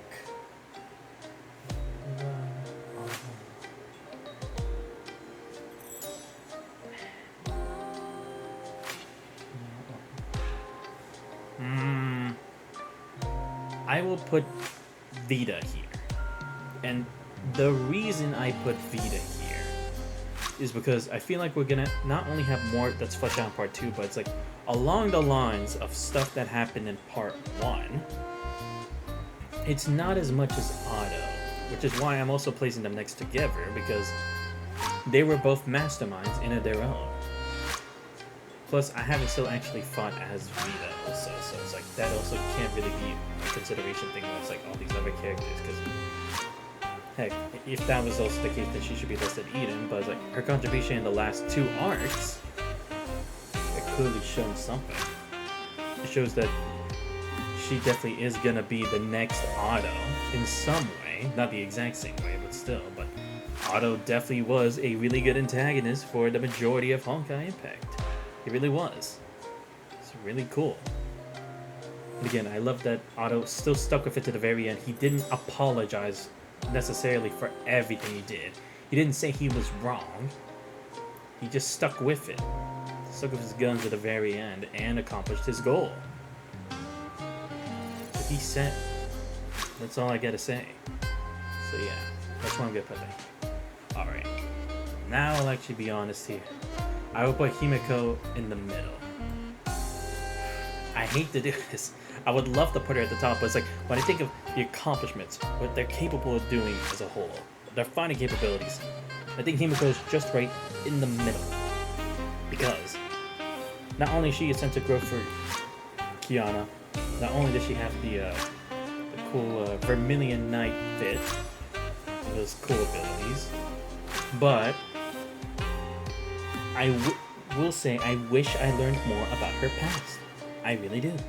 It may not be as glamorous, it may not be as fantastic, it may not be as dramatic, but I would have loved to see more directly how she came to be the Valkyrie that she was, to push her to actually making the ultimate sacrifice.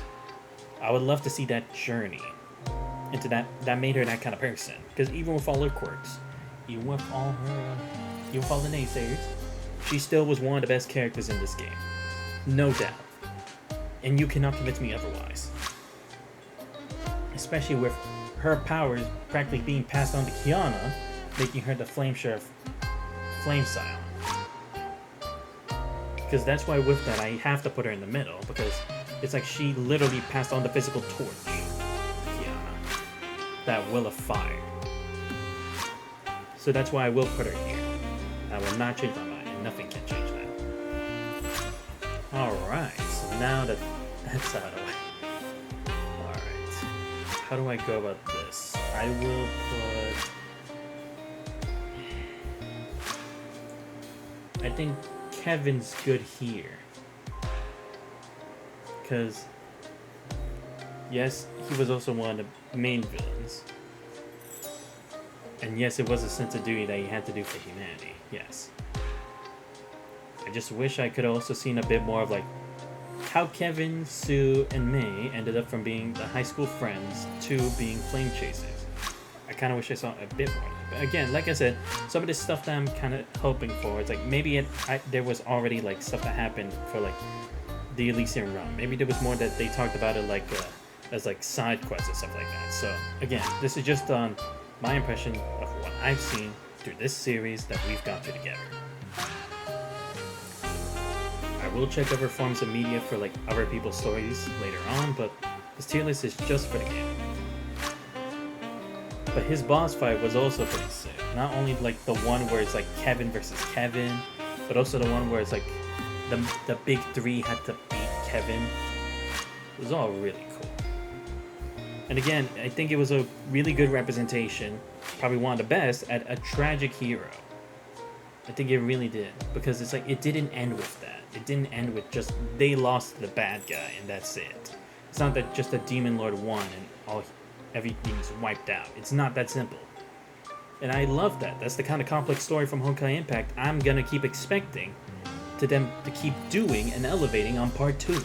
That's why I love this series. You guys know why I love it. Alright.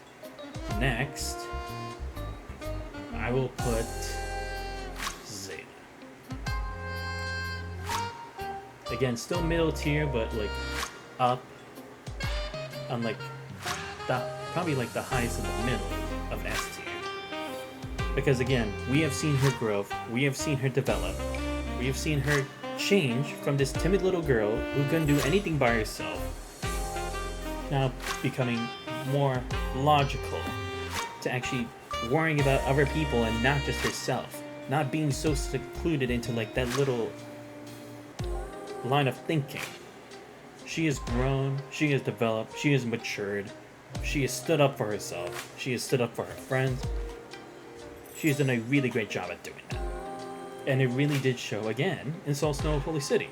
Of course, don't get me wrong, the other arcs did definitely help her growth, and I like that it was also by pacing. It wasn't forced, it wasn't rushed, it took its time, it developed nice and smoothly. You got bits and pieces here and there, you have the nice little moments with her and her family, and then with Veliona. And I just love to see it.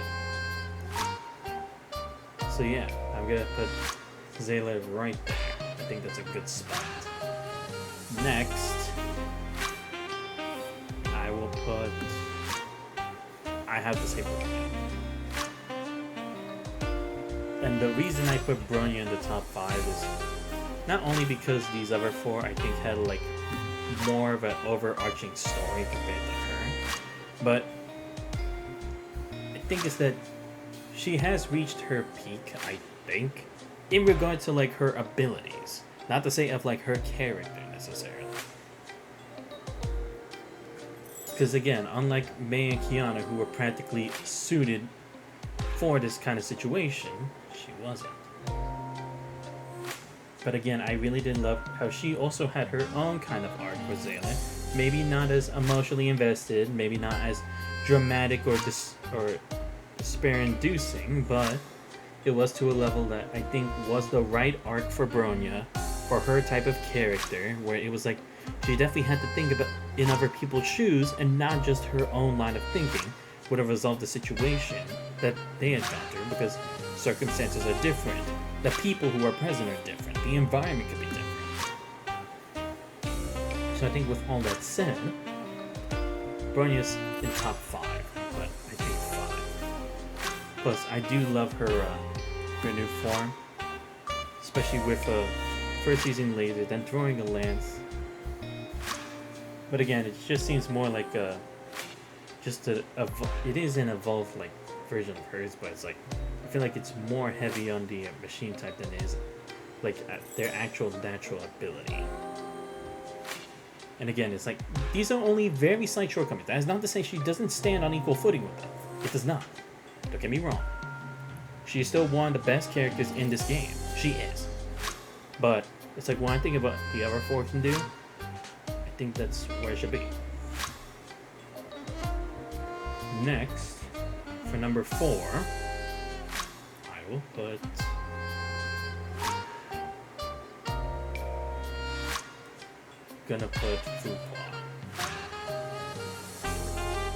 Fuhua being number 4, because not only has she lived through so much as her ordinary self as the what was her discipline of? So like vicissitude?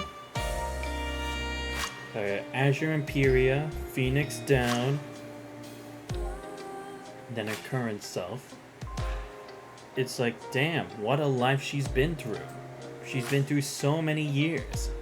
But unlike Kevin, she has been able to explore and interact with humanity on different occasions. Even though she had seen many bad ends while being here with some people, she has seen that there is still a hope for humanity that even her friends had imagined that there would be in the future, like from Kiana, May, and everyone else.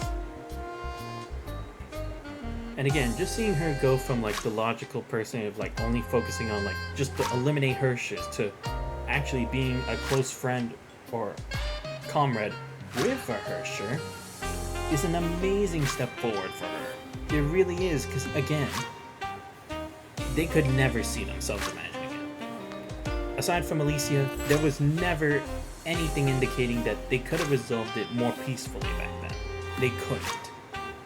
But seeing her actually think of that as a possibility now, it really is something for Fuhua. I can commend that and I can respect that from her. Because just because what happened back then doesn't mean it's always going to happen the same way. It doesn't. Nothing is defined completely the same. Alright. And her new form is pretty cool, her Garuda form. Unfortunately, I don't have her, but I did test her out in like the trial stage. It was pretty fun. Literally. So yeah. Alright. So next, I will have to put... Yeah. So I'll go from my 3 to 1. May. I wouldn't really say she's at 3. I would say like she's equal at 2 to be honest. So it would be like 1, 2, 2, 4. And the reason is they both have had their sorrows. They've both had their worries. And they've had their different instances of having happiness and of experiencing love in their own way. For May, it was by doing everything she can to protect someone who saved her in her time of weakness. She wanted to repay that favor to her hero, in a sense. So why shouldn't she help her hero when they're all alone, when they're facing the burden? Who says you can't help your heroes? You don't always have to only look up at them. You don't always have to admire them. They're human just like the rest of us. What's to stop us from being there right by their side? She proved that, and she has walked many miles to reach this point. By breaking up with Kiana and going to World Serpent, going to the Elysian Realm, taking down the Rehearsers where they needed to be. And then taking everything she learned and going back to Kiana to prove, I'm with you. We'll go through this together, as a team, like we always have. That's what I love from May's side, and how much she's come to love Alicia, not as like a replica of Kiana, but like as her own person too. Even with all the times, like when sometimes they would have difference, or like sometimes when she'd be like, really, Alicia, really? But it's like, it's just so beautiful how that part came out. And then it's like Kiana's, it was different because even though she had her own solidarity moment when it came to like after the events of the Hersher the Void, hers was more different. She did have friends who wanted to accept her, but she couldn't accept herself. Unlike May, who couldn't accept the Kiana who was willing to not throw her life away, but risk her life for something that seems too over the top, that seems impossible, that seems like she shouldn't have to do it herself. Everyone else should be carrying that burden, but after her learning that, it's like now she's come to understanding. But Kiana herself, not thinking she's worthy, not thinking she's ready, not thinking she's capable, even with all the talk she's had in Saint Freya being like she's gonna be the S rank, she still had her worries. She still didn't know if she could do right by Himiko, if she can do what she couldn't do back then. Had she actually grown? Is there really a chance? Can she really pull this off? Can she really save the people she really needs to be saving? I loved seeing that over the course of this story, as equally as May's, because again, it was their own shortcomings that brought that about. May couldn't help the friend who she loved the most in the world, even when she needed it. Kiana couldn't help her family, or Himiko. She couldn't have fought off Siren when she needed to. Because again, it's like, if May let this go, she knows that Kiana will just suffer more. Kiana knows if she doesn't control this power, more people will suffer the same fate potentially like Himiko did. And I love that even though they're kind of the same, they are different in some like angles of it. And again, seeing Kiana's growth not only from against the Hershey domination, but also against Otto to prove that, yeah, she may be a Castellana, they may have an inevitable fate, but that doesn't mean she's always going to follow the script accordingly. That doesn't mean anything to her. The script can be rewritten. It's not final. Not all the time. She was able to do that against Otto when he turned into a pseudo Hershey binding. And it showed that if she can surpass this, maybe she actually can do it against Finality. And then seeing her go through, like, now that it's like she is past Himiko's thing, but she'll always keep her in her mind because she still is an important figure to her. She's still thinking about everyone else who had been along this path to reach where they're standing now. She's had to come to terms with it, she's had to understand it, she's had to confront it, and she's had to settle things with it. And that really is something special. Because, again, it's like, it's one thing to just be like, okay, it's over, I'm gonna forget about it. No, she retained those experiences and used it as a way to fuel herself for what comes next. And it's like, now I can do this, Himiko. Now I can do this. I can finally be the hero I've wanted to be. And I will prove it here. Against the founder of the Castellana bloodline. And even if finality's like assured, that doesn't mean that it's always gonna be that way. I love those motivations they had because it wasn't only for like themselves, it was like for how they thought for other people as well. Because like we saw May have like sometimes where it's like maybe some situations wouldn't have happened the way it did. Like she could have protected Bronya when it came to like her being corrupted by that ship from the beginning of the game, or maybe the stuff that happened with Wendy wouldn't have happened if they were if she was more capable. And again, with the Hershey Void, maybe she was stronger. She could have snapped Kiana out of it before everything that happened. And again, we had already gone through everything that Kiana was feeling back then. So, again, different lights of it, but the same idea. That's why I think they both should be the same spot. Now, and again, they're different forms over the current story. I loved it. Just from them with their regular Valkyrie uniform to them like having to be like kind of a bit of like they're on their own, but they are at least equipped with the bare minimum of like their weapons, and then going to like their Hershey form of Flame, Scion, and Thunder, and then evolving another step further to actually being Finality and Origin. And I love that that's also like beginning and end. Origin and Finality. What a pair. Seriously.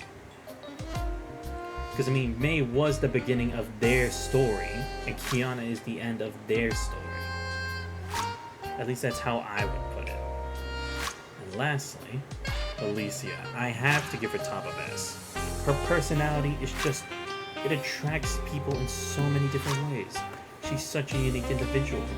I love her. Seriously, like, she's the best character in this game. Not only because of, like, how much more beautiful she becomes when she turns into her share of ego. And then, like, the differences in her abilities, even though it's, like, the same weapon and kind of the same movements, but it's like you can see there's, like, more of an elegance, more of, like, an authoritative kind of manner that she fights in as the Hersher compared to her normal self.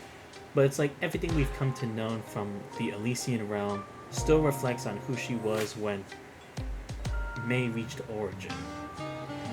And I love seeing that even if those were virtual experiences, it's still her. That AI was still a representation of her feelings and her mindset. She agrees with it. She's not like one of those people who's like, yeah, but that's just a digital programming, or that's another self, there's no guarantee that's me. She accepts that as another version of herself and accepts May as much of a friend, as one of the flame chasers, as anybody else should. And again, how much she really cared for the group that she did anything for them. Stepping down as from the chain of command to be the second. All her interactions with them. Everything she had set up as like a safety for the Elysian realm. And hell, her final fight against the Hersher of corruption, it was amazing. Seriously. I think that was like probably the best way they could have done like the power of friendship, honestly. Because again, it's like they were all still friends. Even if they were different, even if they weren't the same people, even if they had not known each other initially from the beginning, their time together still meant something, and she was what connected them all together. And I loved it. It really showed when she transformed into the Hersher human ego and used the last of her abilities, the AI version, to settle things. It was really a masterpiece of showing that just because we lost here does not mean it's all over. It's the beginning. It's the beginning of something new. And it's a treasure that I will definitely keep in my mind for the rest of my life. And that's why I have to put Alicia at the top, because everything about her just makes you feel some sort of way, you know? Like, I can't help but always feel like happy when I see her like on the screen, or like sad when I have to like say goodbye to her like from the story. I think some of you will probably agree with me at that. At least I would hope so, but that's why if I had to think of anyone who left the best impression on me here in Honkai Impact 3 Part 1, it would be Alicia. Alright, I think this is gonna be my tier list. Like I said, for the people of Part 2, I'll wait till we get like some more stuff fleshed out, and maybe I'll do a Part 2 tier list for it, but for Part 1, this is gonna be it. Let me know in the comments when I post this VOD on YouTube, what do you guys think of my tier list? Is there something that you could think of, or if you know other social media I can look into for it, let me know.